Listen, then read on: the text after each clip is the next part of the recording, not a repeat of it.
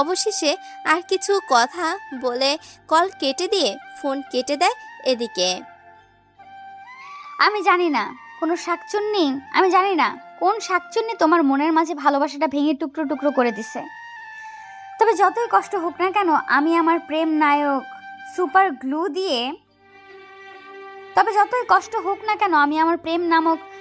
Glue দিয়ে তোমার ভাঙা মনকে জোড়া লাগাবই। তুমি শুধুই আমার। আই লাভ ইউ কলিজা, আই রিয়েলি লাভ ইউ সোনা পাখি। আহানা রাসেলকে কল দে তো, একটু কথা বলি। ওর সাথে কথা না বললে আমার ভালো লাগে না। আম্মু, ভাইয়া মনে হয় এখন ঘুমাচ্ছে, তাই রাতে কথা বলিনি। ভাইয়া পরিশ্রম করে বুঝতেই তো পারো। ঠিক আছে। এদিকে রাসেল গভীর ঘুমে আচ্ছন্ন। চারিদিকে কি হচ্ছে কিছুই জানে না রাসেল। রাতে ঘুম ভাঙতেই উঠে ফ্রেশ হয়ে এসে রাতের খাবার সেরে নেয়। স্যার, কালকে তো আমার এখানে যেতে হবে, ওইখানে নাকি ট্রেনিং হবে আমাদের। ও সমস্যা নেই, আমি তো আছি নাকি, সব কিছুই ঠিক করে নিব। স্যার, আপনি থাকতে আমার কোনো চিন্তা নেই। আপনি যেখানে সেখানে চিন্তা করেই বা কি হবে। এখন গিয়ে তাহলে ঘুমিয়ে পড়েন। শুভরাত্রি স্যার। শুভরাত্রি। আর সকালে একটু তাড়াতাড়ি উঠিয়েন কেমন। আকাশ চলে যায় রাসেলের কথায় হাসূচক জবাব দিয়ে। এদিকে রাসেল বিছানায় শুয়ে ওর মায়ের নাম্বারে একটা কল দেয়। কল দিতে দেরি, রিসিভ হতে দেরি না। আসসালামু আলাইকুম আম্মু, কেমন আছো? ওয়ালাইকুম আসসালাম। আমি কি করে ভালো থাকি তোকে ছাড়া, বল। তুই কেমন আছিস? আম্মু, তোমাদের রেখে যে আমিও একটু ভালো নেই। একদম চিন্তা করবি না কেমন, আর নিয়ম মতো খাবার খাবি বলে দিলাম। আম্মু, আর তোমরাও তোমাদের যত্ন নিও কেমন।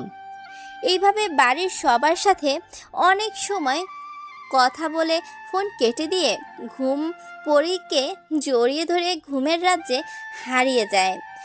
সকালে ফজরের আজানের শব্দে রাসেলের ঘুম ভেঙে যায়। রাসেল নামাজ পড়ে এসে নাস্তা করে বসে থাকে আকাশের জন্য। একটু পর আকাশ চলে আসে। শুভ সকাল স্যার, কেমন আছেন? শুভ সকাল। আমি ভালো আছি, তুমি কেমন আছো? স্যার, আমিও অনেকটা ভালো আছি। তা স্যার চলেন আমরা বরং চলে যাই এখান থেকে। চলো, আমি তো আপনার জন্য রেডি হয়ে বসে আছি। আপনি তো আসতে লেট করে ফেলেছেন। স্যার, আসলে আজকে ঘুমটা একটু দেরিতে ভেঙেছে, তাই এই অবস্থা আর কি। ওরা দুজন কথা বলে বেরিয়ে পড়ে। সেই জায়গায় উদ্দেশ্যে কিছু সময় পরে চলেও আসে। সব ফর্মালিটিস পূরণ করে সেখান থেকে চলে আসে। বিকেলের দিকে রাসেল রুমে এসে সোজা শুয়ে পড়ে। কেননা আজকে সারা দিন অনেকটাই খাটাখাটনি করার কারণে একটু বেশি ক্লান্ত। এর মাঝেই নিধির কল আসে। রাসেল ফোনের স্ক্রিনের দিকে তাকিয়ে বলে, এই রে, নিধি ম্যাডাম তো কল দিচ্ছে। এখন আমি কি করি? শুধু ভালোবাসি ভালোবাসি করেই তো আমার কানের 12টা বাজিয়ে দিবে না, মানে কষ্ট পাবে। তার চেয়ে বরং কলটা রিসিভ করে দেখি কি বলেন আপনারা। হ্যালো ডাক্তার ম্যাডাম, বলেন কি জন্য কল দিলেন? শোনো, বেশি কথা বললে কিন্তু একেবারে ইঞ্জেকশন দিয়ে দিমু। বলে দিলাম। এই আমাকে ইঞ্জেকশন দেবার কথা বলে ভয় দেখাচ্ছ? আমি কি তোমাদের মতো নাকি যে সামান্য তেলাপোকা দেখেই ভয় পাবো? আরে আমরা না হয় তেলাপোকা দেখে ওই একটু ভয় পাই, কিন্তু তুমি তো ইঞ্জেকশন দেখেই ভয় পাও। রাসেল তো নিধির হাসির শব্দেই মাতাল হয়ে যায়। চুপ করে হাসির শব্দ শুনতে থাকে। এই, আমাকে কি তুমি মেরে ফেলতে চাও নাকি বলো তো? নিধি রাসেলের কথা শুনে অনেকটাই চমকে ওঠে। বলে কি এই ছেলে। এই আমি তোমাকে মারার প্ল্যান করতেছি মানেটা কি? ঠিকই তো বলছি। এত মিষ্টি হাসি দিলে এমনিতেই তো আমার হার্ট বন্ধ হয়ে যাবে।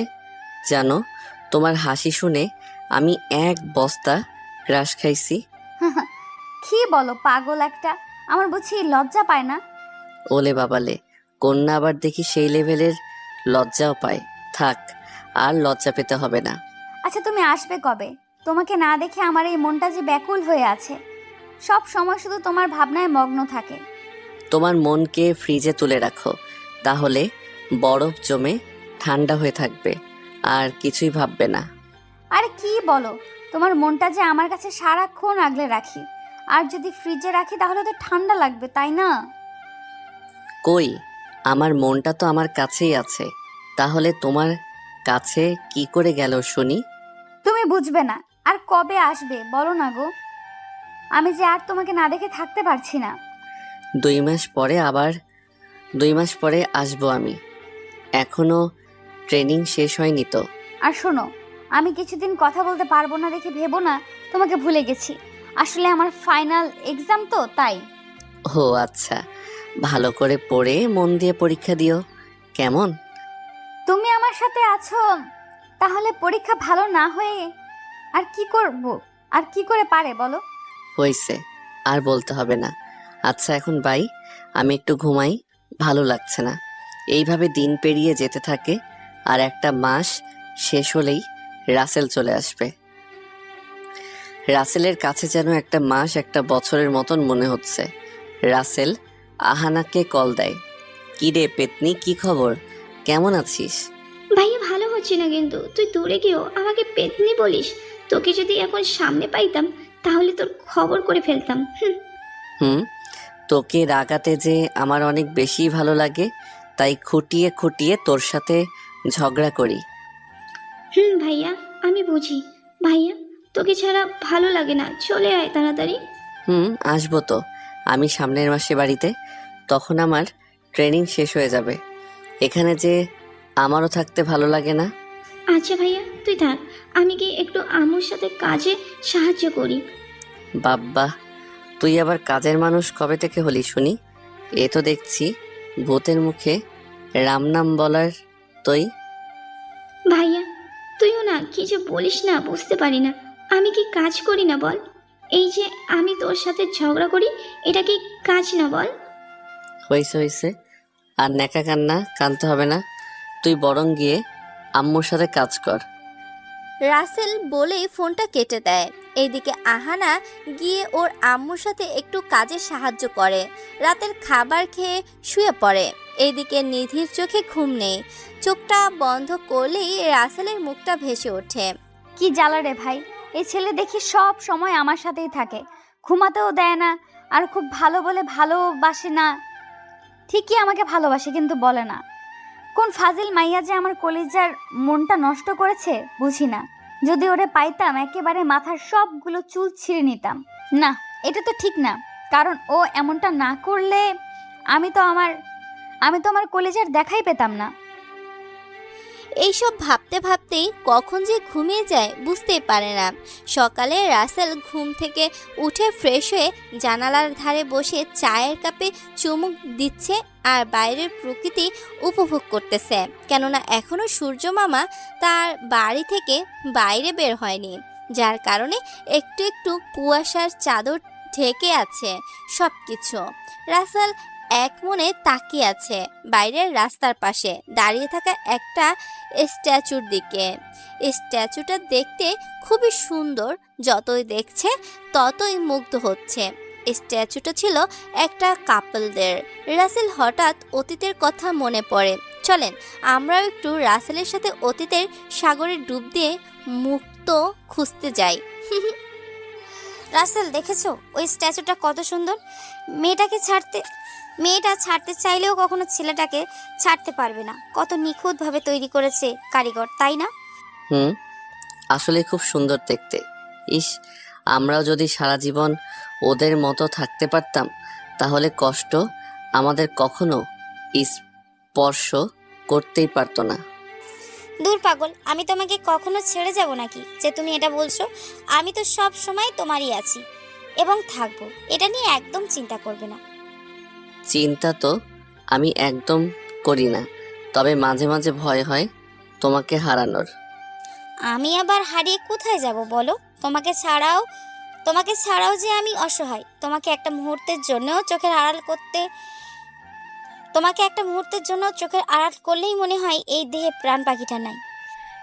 রাসেল ইশরাতকে জড়িয়ে ধরে ওর থুতনি ধরে কপালে একটা কিস দিতে গিয়েও ও পারে না, কেননা আকাশের কথায় রাসেলের ধ্যান ভাঙে আর বাস্তবে ফেরে। স্যার আমি সেই কখন থেকে ডেকে যাচ্ছি, কিন্তু আপনার তো কিন্তু আপনি তো শুনছেনই না। কোথায় হারিয়ে গেলেন শুনি? আরে এমন কিছু না, আসলে আমি একটা জিনিস নিয়ে খুব ভাবছিলাম গভীর মনোযোগ দিয়ে, তাই হয়তো আপনার কথা আমার কান পর্যন্ত পৌঁছাতে পারেনি। আচ্ছা, এটা হয়তো ঠিক। এখন এইসব ভাবনা বাদ দিয়ে চলেন ফ্রেশ হয়ে কাজে লেগে যাই। এসব আর মাত্র কয়টা মাস, তারপর দেশে চলে যেতে পারবো। ভাবতে কেমন খুশি খুশি লাগছে। অনেক খুশি লাগে। তা মিস্টার আকাশ সাহেব, বাড়িতে কি বউ রেখে আইছেন নাকি?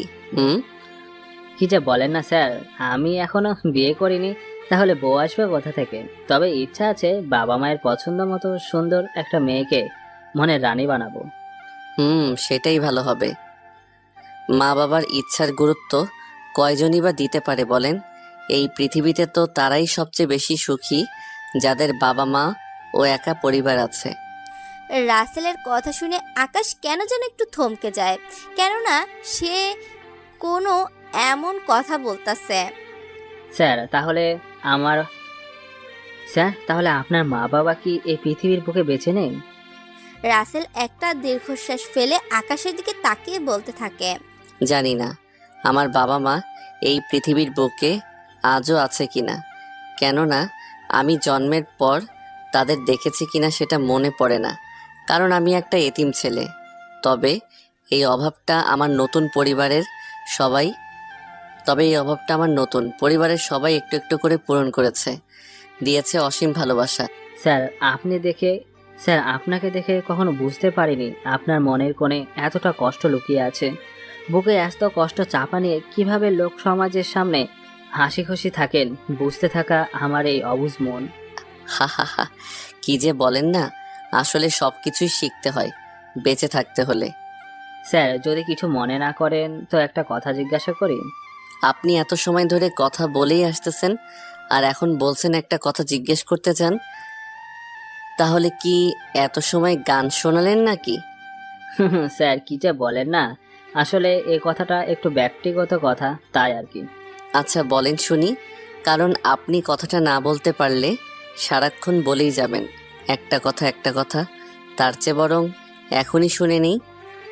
আপনি কখনো কোনো মেয়েকে কি ভালোবেসেছিলেন? রাসেল আকাশের মুখের দিকে তাকিয়ে থাকে, চোখের কোণে নোনা পানি চিকচিক করতে শুরু করে, বুকের মাঝে কষ্টের মাচাটা নাড়া দিয়ে ওঠে। বেসেছিলাম একটা বেঈমানকে, নিজের জীবনের থেকেও বেশি। মনে করেন ও আমার বেঁচে থাকার একমাত্র উৎস ছিল। তাহলে সে আপনার সাথে বেইমানি কেন করলো? আপনি তো অনেক সুন্দর।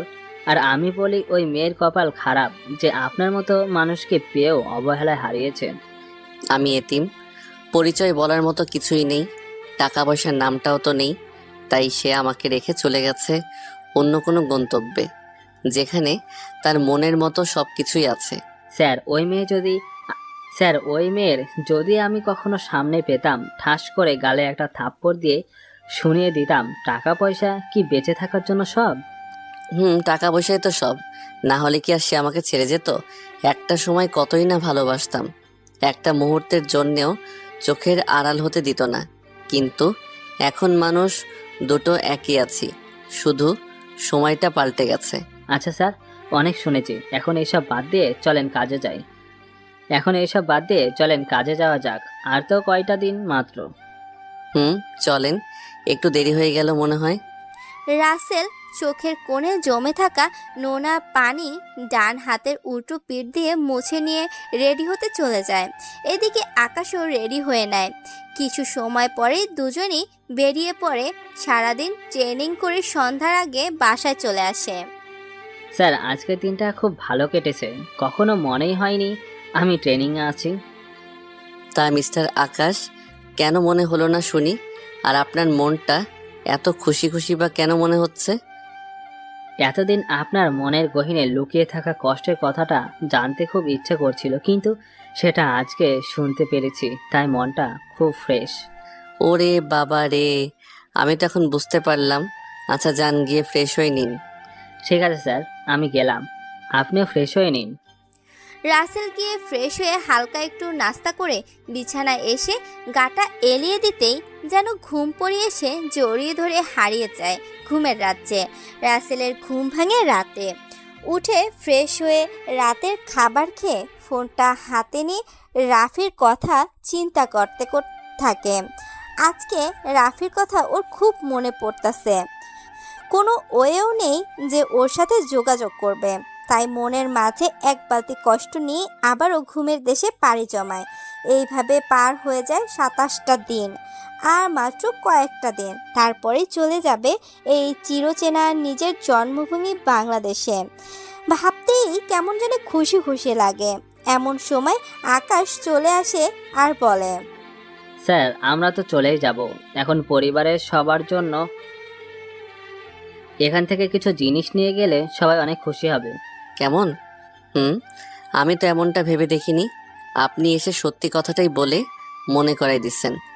স্যার আমি সবসময় ঠিক কথাই মনে করিয়ে দিয়ে স্যার আমি সবসময় ঠিক কথাই মনে করিয়া দিয়ে দেখলেন তো নাকি?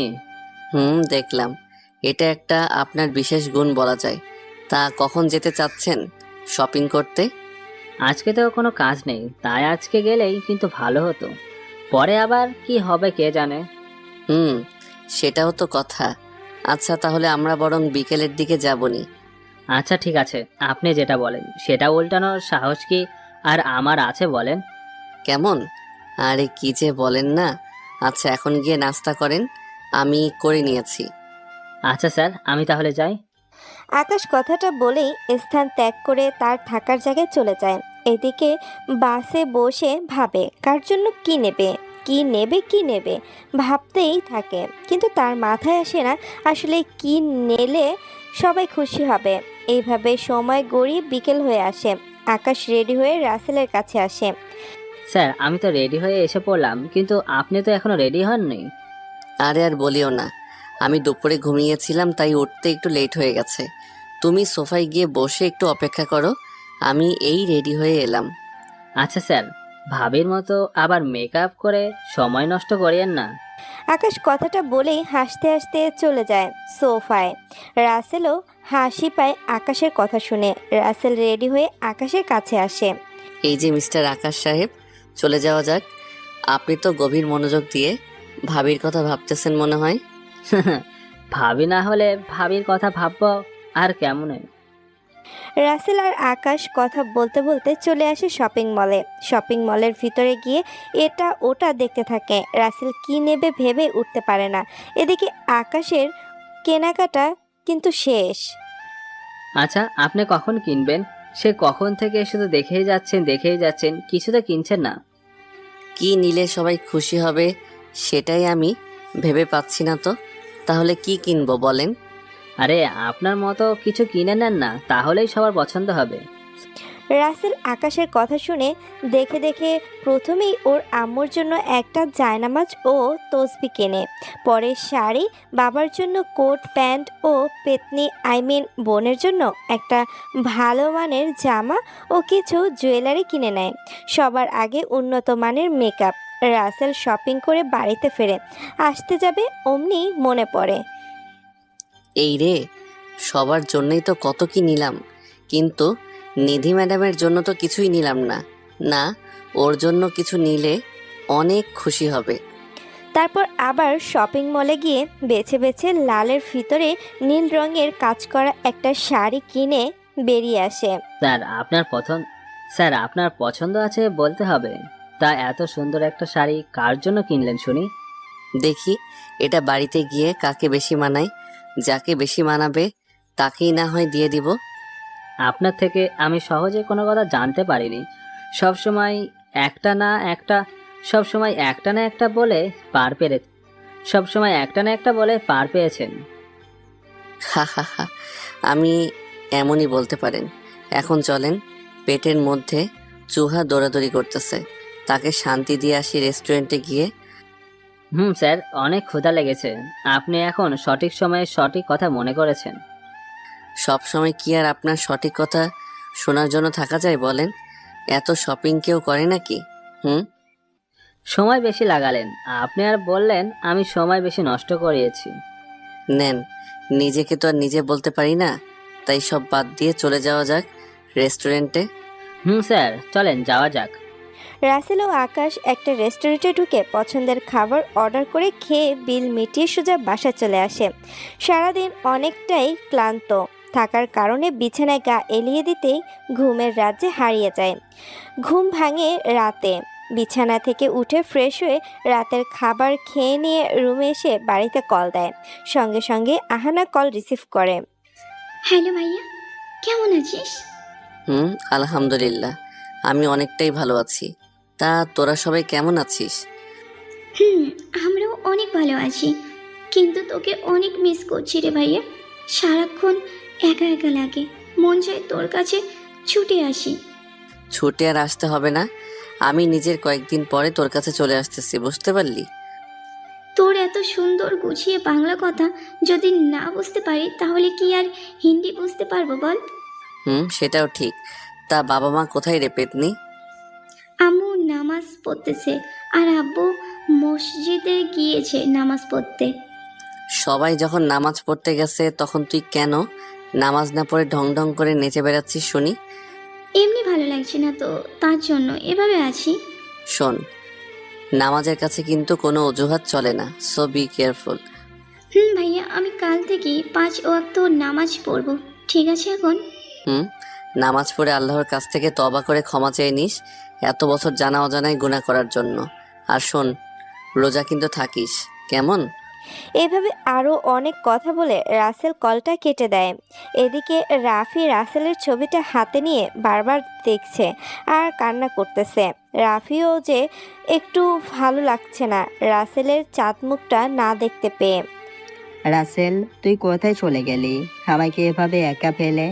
তোকে যে বড্ড দেখতে ইচ্ছে করে, তোর কথা সারাক্ষণ মনে পড়ে। কোনো জায়গা বাকি রাখিনি তোকে খোঁজার, কিন্তু দিন শেষে ফিরেছি খালি হাতে। ফিরে আয় না দোস্ত আমার কাছে। তোর কি আমার কথা মনে পড়ে না বল? যেখানে থাকিস ভালো থাকিস। এদিকে রাসেল ঘুমিয়ে যায়। সকালে ঘুম থেকে উঠে ফ্রেশ হয়ে নামাজ পড়ে এসে নাস্তা করে নেয়। সকালের সুন্দর মিষ্টি রৌদ্রের মিষ্টি আলোটা উপভোগ করতেছে জানালার পাশে বসে। তখনই নিধির কল আসে রাসেলের ফোনে। রাসেল নিধির কল দেখে তাড়াতাড়ি রিসিভ করে, কেননা নিধি আজকে কয়েকদিন পর ফোন করেছে। আসসালামু আলাইকুম, কেমন আছো কলিজা? ওয়ালাইকুম আসসালাম। আল্লাহর রহমতে মা বাবার দোয়ায় অনেক অনেক ভালো আছি। তা ম্যাডাম, তুমি কেমন আছো? এই তো, তুমি যেমনটি রেখেছিলে সেদিন কথা বলার সময়, ঠিক তেমনটিই আছি। কি ব্যাপার ম্যাডাম, খোঁজ না নেওয়া মেয়েটা যে আজকে এই ছেলেটার খোঁজ নিতে আসলো, তাও আবার অনেক দিন পরে? আমি না হয় কোনো এক কারণে তোমার খোঁজ নিতে পারিনি। কই, তুমি তো একটা মুহূর্তের জন্য তুমি আমার খোঁজ নাওনি। নিতে চেয়েছিলাম কিন্তু পারিনি নিতে, তোমার জন্য। হ্যাঁ, শুধু তোমার জন্য। এই আমি আবার কি করলাম যে তুমি আমার জন্যই আমার খোঁজ নিতে পারোনি শুনি? কারণ তুমি আমাকে এতদিন 3G স্পিডে মনে করেছো, তাই তোমার মনের চাওয়া আমার কাছে পৌঁছে নাই। কিন্তু আজকে 5G স্পিডে চেয়েছো দেখে আমার কাছে পৌঁছে গেছে, বুঝলে? রাসেলের কথা শুনে নিধি তো হাসতে হাসতে শেষ। কি বলে রাসেল এসব? হাই হাই, এত সুন্দর হাসিটার কারণে যে আমার বুকের বাম পাশটাই চিনচিন করে ওঠে, সেটা কি বোঝো না? কিভাবে বললে? আমি তো তোমার কথা শুনে গুলিয়ে গেছিলাম, না জানি কি বলবে। আমি হলাম তোমার মনের ডাক্তার, সুতরাং এতটুকু বোঝার ক্ষমতা আল্লাহ আমাকে দিয়েছে, বুঝলে জানেমান? বুঝলাম। তাই তো ধীরে ধীরে আমাকে তোমার প্রেমে ঘায়েল করতেছো। আমি তো চাই না এটা, কারণ কষ্ট রাখার ইঞ্চি পরিমাণ জায়গা আমার বুকে নেই। আমি আমার পবিত্র ভালোবাসা দিয়ে তোমার মনের কোণে জমে থাকা সব কষ্ট দূর করে দিব। তুমি শুধু একবার আমার হাতটি ধরে দেখো। হা, তোমার হাত কি আমার কাছে আসবে নাকি যে আমি ধরে দেখবো? বলো, কি যে বলো না, বুঝি না। হায় রে কপাল আমার, আমি সিরিয়াস কথা বলছি আর তুমি মজা নিচ্ছ। আমি তো সত্যি বললাম। তোমার হাত কি আর এখন লন্ডন আসবে নাকি যে আমি ধরবো? আরে গাধা, আমি কি সেটাই বলছি নাকি? তুমি আমাকে তোমায় ভালোবাসার একটা সুযোগ দিয়ে দেখো। আমার সবটুকু ভালোবাসা দিয়ে তোমাকে এই বুকের বাম পাশটায় আগলে রাখবো, কখনো হারাতে দেব না। নতুন নতুন প্রেমে পড়লে সবাই এরকম মিষ্টি কথা অনেক বলে, কিন্তু যখন বয়ফ্রেন্ড পুরাতন হয়ে যায় তখন প্রেমিকার কাছে সেই বয়ফ্রেন্ড হয়ে যায় নিম পাতার থেকেও বেশি তেতো। দেখো, আমি জীবনেও কাউকে ভালোবাসিনি। হয়তো আল্লাহ তোমাকে আমার ভাগ্যে লিখে রেখেছে বলেই তোমাকে দেখে এই দিলে ঘন্টি বেজেছে। এখন হয়তো তোমার দিলটা স্টিলের আবরণে মোড়ানো, তাই ঘন্টি বেজেছে। কিন্তু যখন স্টিলের আবরণের খোলস মুক্ত হয়ে কাঠ বেরিয়ে আসবে, তখন আর ঘন্টি বাজবে না। তখন বলবে, मैं तो मैं हूँ, तुम अपना है कौन। না, হবে না, কারণ তোমার ভালোবাসা দিয়ে আমার মনের সেই স্টিলের আবরণকে ভালোভাবে ওয়েল্ডিং করেছি, যেটা কখনো ছেড়ে যাবে না। দেখো নিধি, আমি আগেও বলেছি, এখনো বলছি, তুমি আমার থেকে ভালো কাউকে পাবে। কেন শুধু শুধু আমার সাথে নিজেকে জড়িয়ে তোমার জীবনটা নষ্ট করতে চাইছো বলো? আমি তোমার প্রেমে নিজেকে বিলিয়ে দিতে চাই, তাতে আমার মরণ হলেও পিছুপা হব না। তুমি কি আমাকে ছাড়া থাকতে পারবে? তুমি কি আমাকে ছাড়া থাকতে পারবে? বলো না। তুমি আমার কে যে আমি তোমাকে ছাড়া থাকতে পারবো না শুনি? মুখে তো ঠিকই বললে আমাকে ছাড়া থাকতে পারবে, কিন্তু বুকের বাম পাশটায় হাত দিয়ে দেখো কেমন থাক থাক করতেছে। মনে মনে এই বুঝি অক্সিজেনের মান কমে যাচ্ছে, কেননা আমি তোমার অক্সিজেনের উৎস। রাসেল কি বলবে ভেবে পায় না, কেননা যেটা বলে এই মেয়ে সেটাই কোনো না কোনো যুক্তি দিয়ে সেটা হারিয়ে দেয়। তোমাকে ছাড়া বাঁচতে পারবো কিনা সেটা জানি না, তবে আমি আর কষ্ট নিতে পারবো না।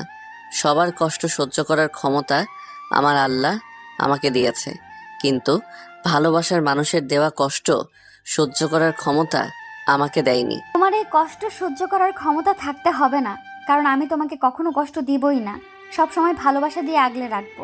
প্লিজ একটা বার সুযোগ দিয়ে দেখো, কখনো ছেড়ে যাব না। পারবো না আমি তোমাকে আমার এই জীবনে ঠাঁই দিয়ে কষ্টের সাগরে ডুবিয়ে মারতে। সবাই তো বলে নিজের কষ্ট ভাগ করে নিলে নাকি কষ্ট অনেকটাই হালকা মনে হয়। তুমি না হয় তোমার কিছু কষ্ট আমাকে দিয়ে আমার সম্পূর্ণ হাসি খুশি তুমি নিয়ে নাও। দেখো নিধি, তুমি এখন হয়তো বুঝতে পারছো না ভালোবাসার মোহে পড়ে, কিন্তু যখন মোহ কেটে যাবে তখন আর আমাকে তোমার ভালো লাগবে না। এই দেহে প্রাণ থাকতে তোমাকে কখনো ভুলবো না।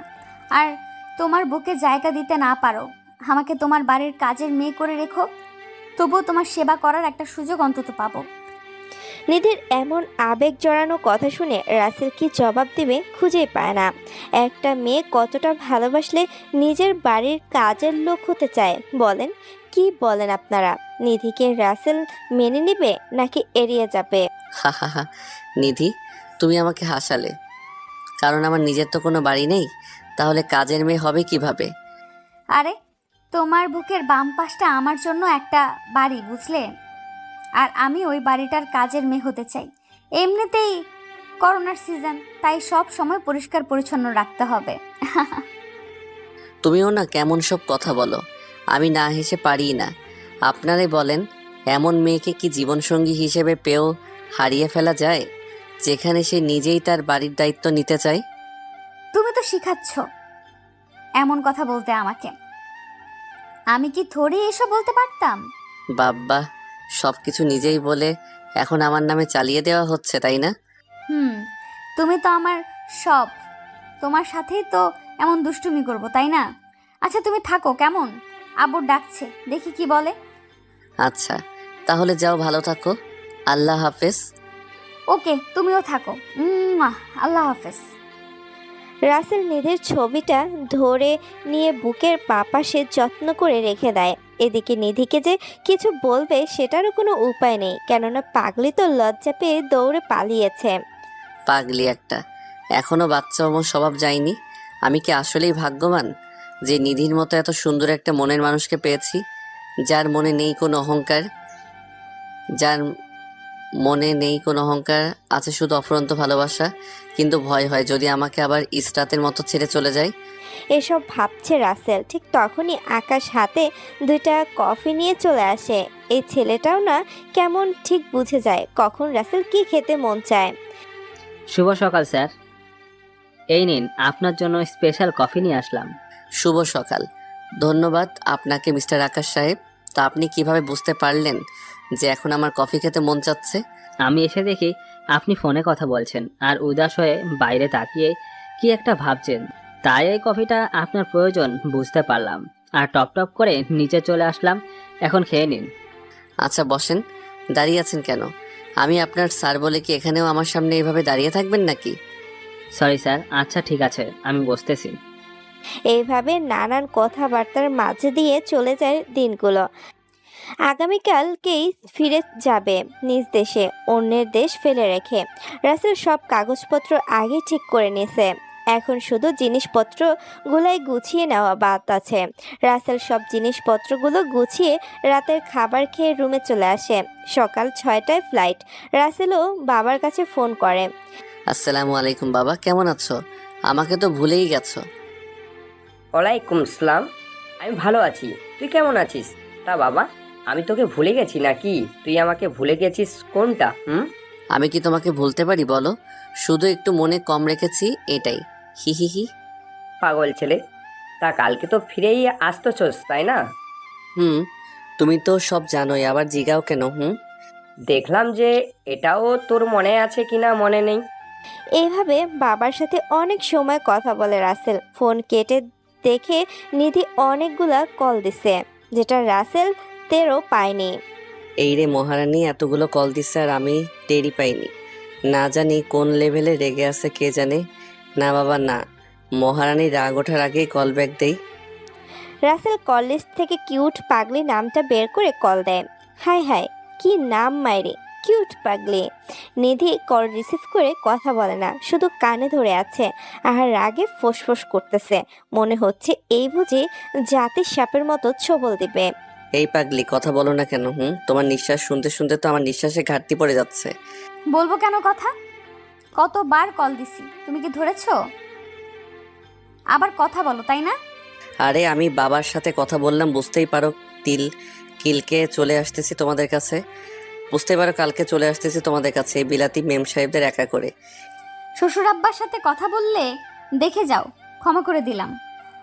আর বিলাতি মেয়েদের দিকে তাকাও, তোমার চোখ তুলে নেব বলে দিলাম। তুমি শুধু আমার, তাই শুধু আমাকেই দেখবে। রাসেল তো নিধির এমন রাগে কথা শুনে অবাক, যে এত নরম স্বভাবের মেয়ে এতটা রাগ কিভাবে করতে পারে। আসলেই একটা মেয়ে যতই নরম হোক না কেন, তার স্বামী বা বয়ফ্রেন্ডের পাশে কোনো মেয়েকে দেখলে বা নাম শুনলেই রাগিনীর রূপ ধারণ করতে 1 মিনিটও লাগে না। এটাই প্রকৃত ভালোবাসা, কারণ কোনো মেয়েই তার স্বামী বা বয়ফ্রেন্ডের ভাগ অন্যকে দিতে চায় না। এই তোমার এত রাগ কবে থেকে হলো? আমি তো এমন রূপে নতুন করে ক্রাশ খেলাম। এমনিতে আগে থেকে ক্রাশ খেয়ে আমার যে অবস্থা, তার উপর আবার নতুন করে। তুমি আমার রাগ দেখে ভয় পাচ্ছ। যাক, ইঞ্জেকশন আর হুদাই খরচ করতে হবে না। আচ্ছা কি করো এখন? এই তো গরম কফি ঠান্ডা করে একটু একটু করে খাচ্ছি। আমার জানুরটা আসলেই পাগলি, কফিকেও ঠান্ডা করে খাই নাকি শুনি? আমি তো পাগলি। তুমি সব সময় আমার মনের মাঝে থাকো, আর আমি গরম কফি খাই, আর সেইটার কারণে তোমার কষ্ট হোক গরম লেগে, তাই না? ওরে বাবারে, এত দূর দিয়ে চিন্তা ভাবনা! আমি তো এটা ভেবে দেখিনি যে 1 আর 1 শুধু 2 হয় না, বরং 11 হয়। তোমার জন্য আমি কত ভাবি, শুধু তুমি ভাবো না। 2 জন ভাবতে থাকলে কি হবে, একজন ভাবলেই হবে, বুঝেছো? আচ্ছা জানো, কালকে কখন আসবে? তোমাকে দেখার জন্য মনটা ব্যাকুল হয়ে আছে, কিছুতেই মানছে না, শুধু বলছে তোমাকে কখন দেখবে। আমার কালকে সকাল 6টায় ফ্লাইট, তাই তো এখন সবকিছু গুছিয়ে রাখলাম। আচ্ছা আমি এখান থেকে তোমার জন্য কি নিয়ে আসলে তুমি খুশি হবে বলো তো? তুমি আমার কাছে সবচেয়ে দামি জিনিস, তাই আমি চাই আল্লাহর রহমতে তুমি আমার কাছেই ফিরে আসো, এতেই আমি অনেক খুশি। রাসেল নিধির কথা শুনে অনেকটাই খুশি হয়।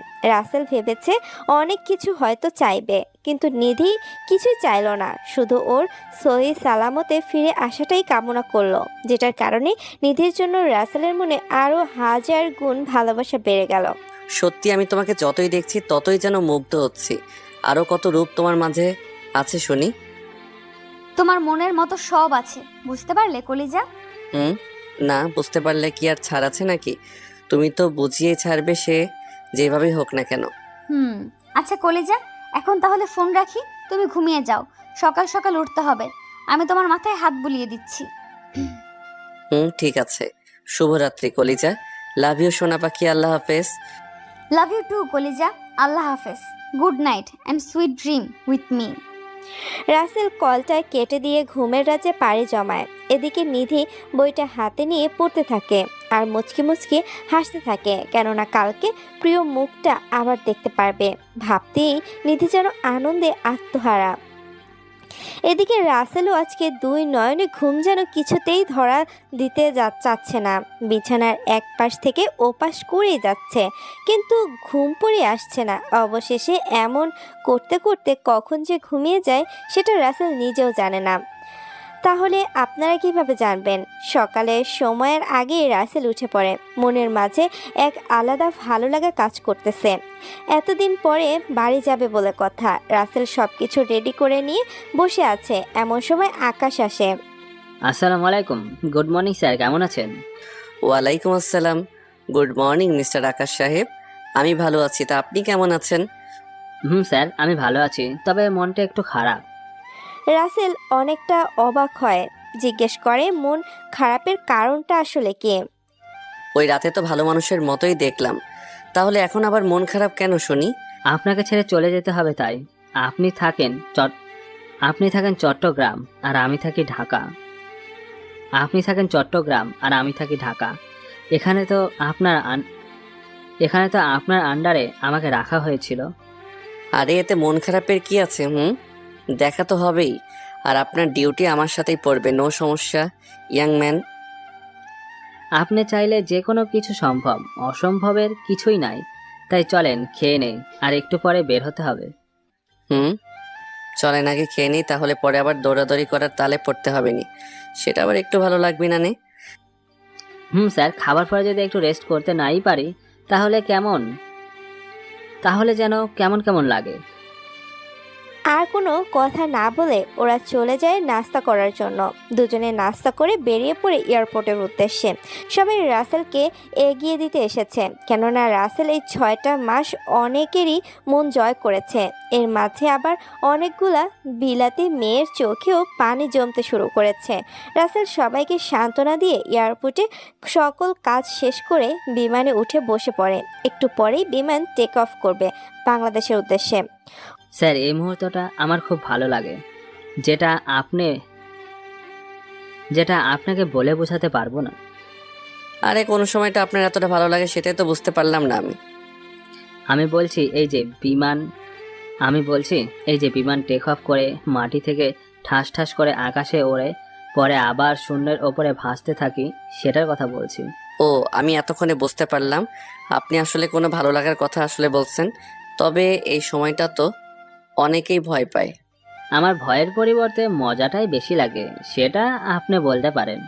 ওরা দুজন কথা বলছে, এর মাঝেই পাইলট এসে রাসেলের সাথে কৌশল বিনিময় করে সাথে নিয়ে ককপিটে চলে যায়। রাসেল অনেক কথা বলে। বিমান টেক অফ করলে সেখান থেকে আবার আকাশ সাহেবের কাছে চলে আসে। লম্বা একটা সফর, তাই রাসেল ঘুমিয়ে পড়ে। এদিকে নিধি পথ চেয়ে বসে আছে, কখন রাসেল আসবে। না, রাসেলকে আনতে যেতে হবে তো নাকি? যেতেই হবে। কতদিন হলো ভাইয়াকে দেখি না, আর বাবা তো এয়ারপোর্টে আছে। তুই বরং নিধিকে সাথে নিয়ে চলে যা। আমি জানি নিধি আমার ছেলেকে অনেক ভালোবাসে। মায়ের মুখে এই কথা শুনে আহানা তো রীতিমতো সেই লেভেলের অবাক। আম্মু, তুই এই কথাটা কিভাবে বুঝতে পারলি শুনি? সন্তানের মন পড়ার ক্ষমতা মায়েদের থাকে, বুঝলি? আর ওদের দুইজনকে কিন্তু সেই মানাবে। ভাবি আমার সেই কিউট, তাই না আম্মু? আচ্ছা তুমি থাকো, আমি তাহলে পেতনি ভাবিকে রেডি হতে বলি। তাড়াতাড়ি যা, আমার ছেলে আবার এই চলে আসলো বলে। আহানা আর কোনো কথা না বলে সেখান থেকে রেডি হয়ে গাড়ি নিয়ে নিধির বাড়ির সামনে রেখে চলে আসে নিধির কাছে। ভাবি ভাবি, এই নিধি পেতনি কোথায় তুই? নিধি সদ্য গোসল করে ওয়াশরুম থেকে বেরিয়েছে। চুলগুলো পানি টপ টপ করে কোমর বেয়ে মাটিতে পড়তেছে। অমনি আহানার কথার জবাবে বলে ওঠে, ওই শাকচুন্নি, এইভাবে চিল্লাস কেন? কোন পাকা ধানে মই দিবি যে এত চিল্লাস? ভাবি তুই জানিস আজকে ভাইয়া আসবে, তোকে আমার সাথে যেতে বলেছে, তোমার গুণধর শাশুড়ি মা।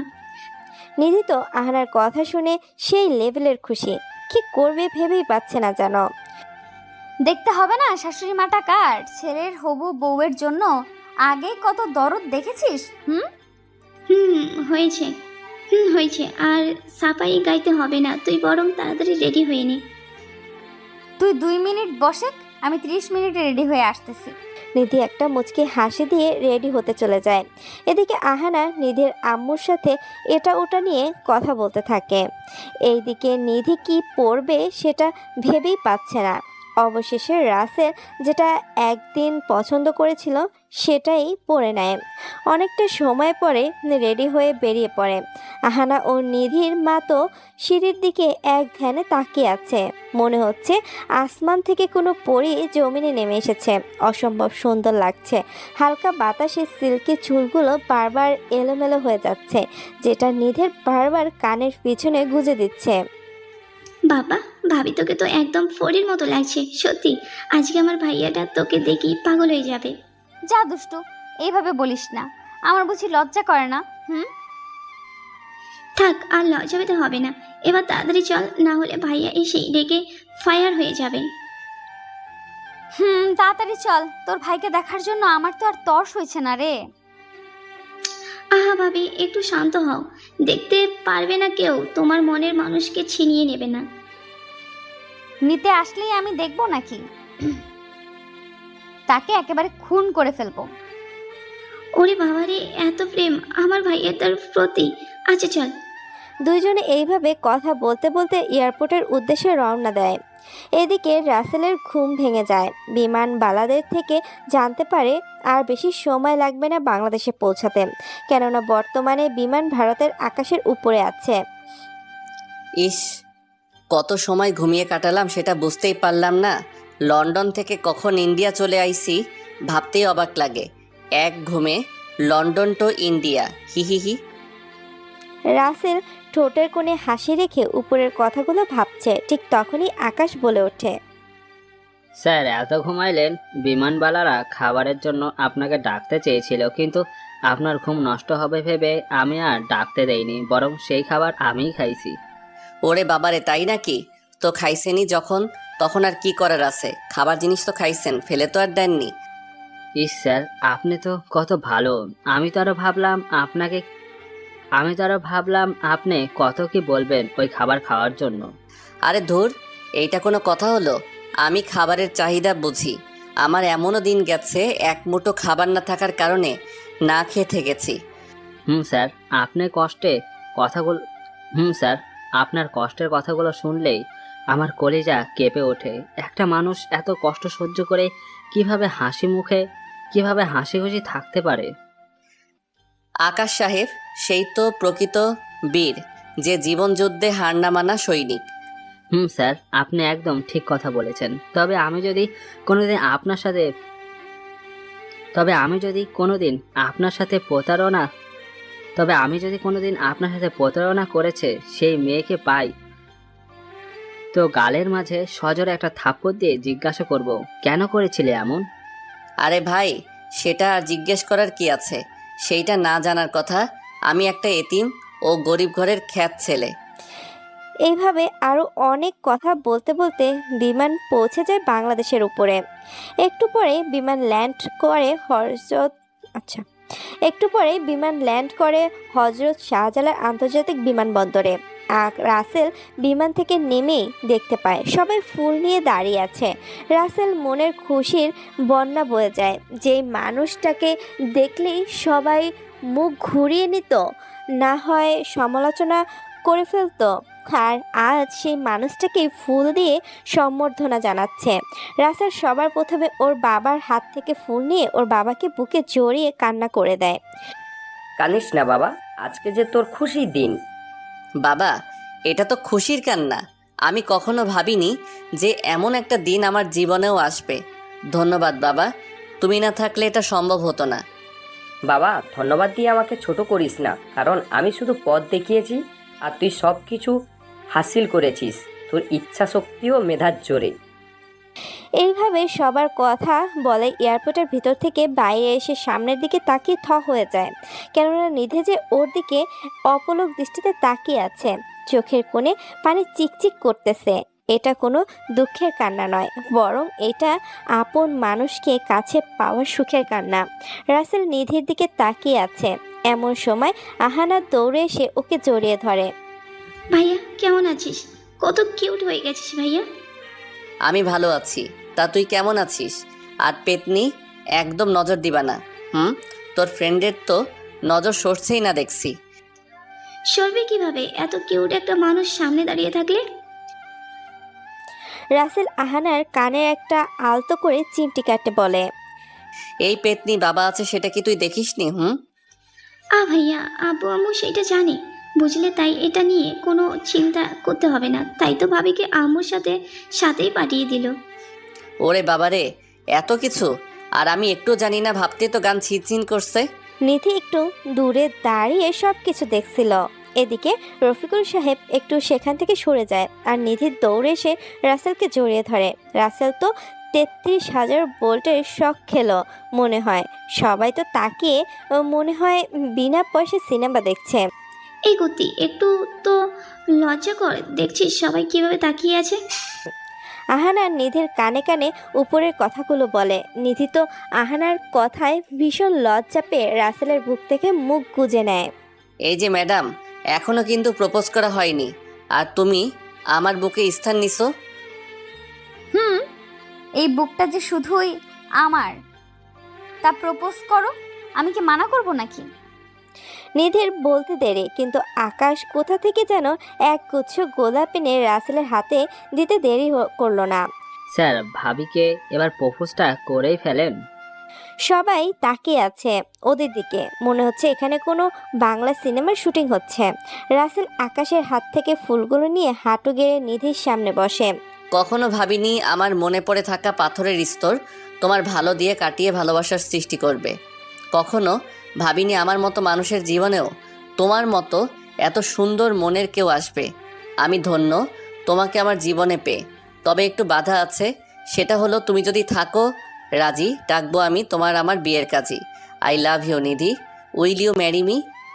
এমন প্রপোজ স্টাইল দেখে সবার মনটা যেন কিছু সময়ের জন্য থমকে যায়। নিধি তো রাসেলের দিকে তাকিয়ে আছে। কখনো ভাবেনি এভাবে এয়ারপোর্টে এসে সারপ্রাইজ হবে। নিধি রাসেলের হাত থেকে ফুলগুলো নিয়ে। আমি কখনো ভাবিনি এভাবে তুমি আমার জীবনে আসবে, এভাবে আমাকে সারপ্রাইজ করে ভালোবাসার কথা জানাবে। আমিও যে তোমায় বড্ড বেশি ভালোবাসি। আই লাভ ইউ কলিজা। If you want I will marry you. Rasel ও নিধিকে জড়িয়ে ধরে দুজনের মনেই যেন আনন্দের বাতাস বয়ে যাচ্ছে, সাথে সাথে উপস্থিত সবার উৎসাহিত করতালে। বাহ ভাইয়া, বাহ, তুই তো একদম বাজিমাত করে দিয়েছিস। আমি কখনো এইভাবে ভালোবাসার কথা বলতে দেখিনি।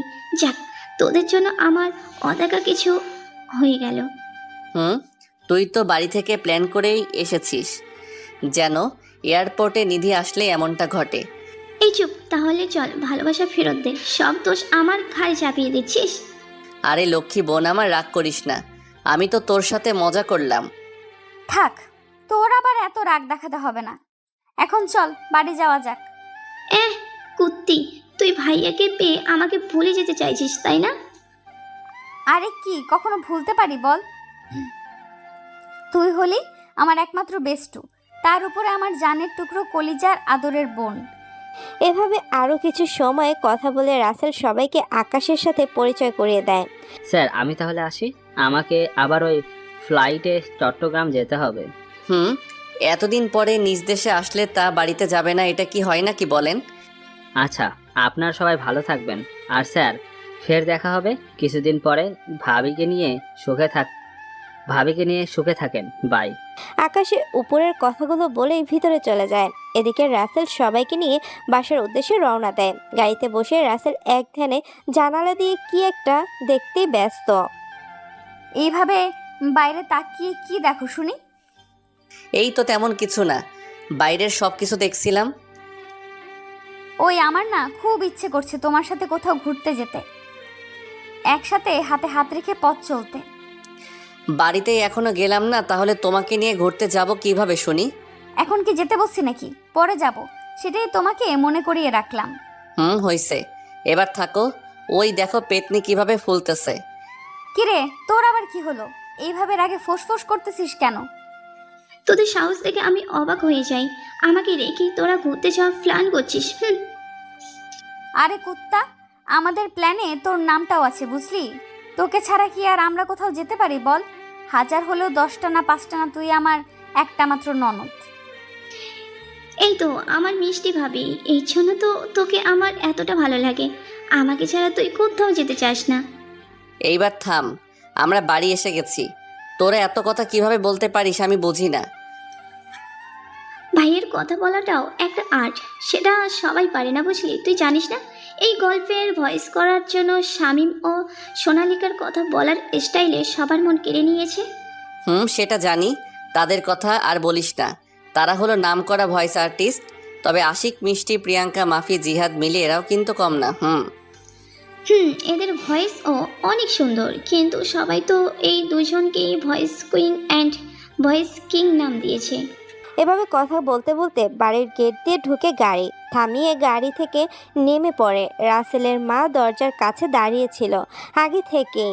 ছেলেকে দেখা মাত্র দৌড়ে এসে জড়িয়ে ধরে। কেমন আছিস বাবা? আর আসতে কোনো অসুবিধা হয়নি তো? আমি অনেক ভালো আছি। তা আম্মু তুমি কেমন আছো? আর এমন শুকিয়ে গেছো কেন? নিশ্চয়ই ঠিক মতো ওই পেতনি তোমার যত্ন নেয়নি, তাই না? ভাইয়া খবরদার, আমাকে পেতনি বলে খেপাস না। যদি খেপে চাই তাহলে কিন্তু তোর নিস্তার নেই আমার হাত থেকে। যা করতি ভাগ। আম্মু, তুমি এই পেতনিকে বিয়ে দিয়ে দিচ্ছ না কেন বলো তো?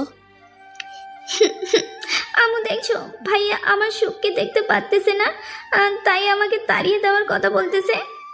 এদিকে এমন ভাই বোনের মিষ্টি ঝগড়া দাঁড়িয়ে থেকে সেই মনোযোগ দিয়ে শুনছে নিধি আর মিটমিটিয়ে হাসতেছে।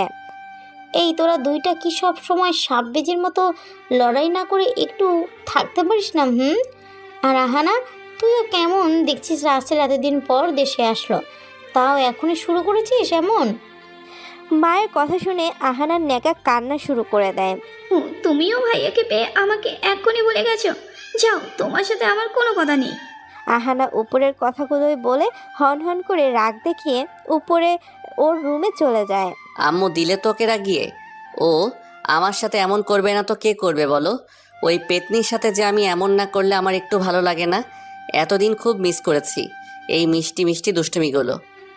আমি কি বললাম? যা এখন গিয়ে রাগ ভাঙা, নাহলে মনোরানী কেঁদে কেঁদে বালিশ ভিজিয়ে ফেলবে। আরে নিধি মামুনি, দাঁড়িয়ে কেন? বসো না আম্মু, আমি তোমার আদরের ছেলে মেয়ের এমন দুষ্টু না আম্মু, আমি তোমার আদরের ছেলে মেয়ের এমন মিষ্টি দুষ্টুমিগুলো খুব উপভোগ করতেছিলাম।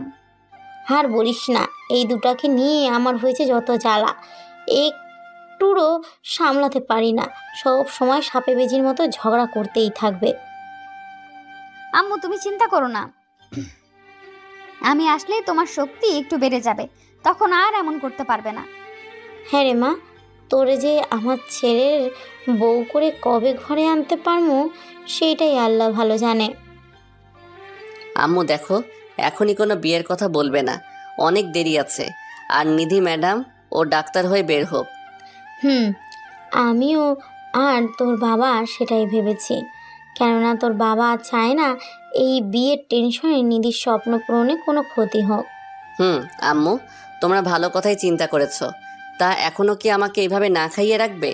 আমি কতদিন তোমার হাতে খাবার খাই না।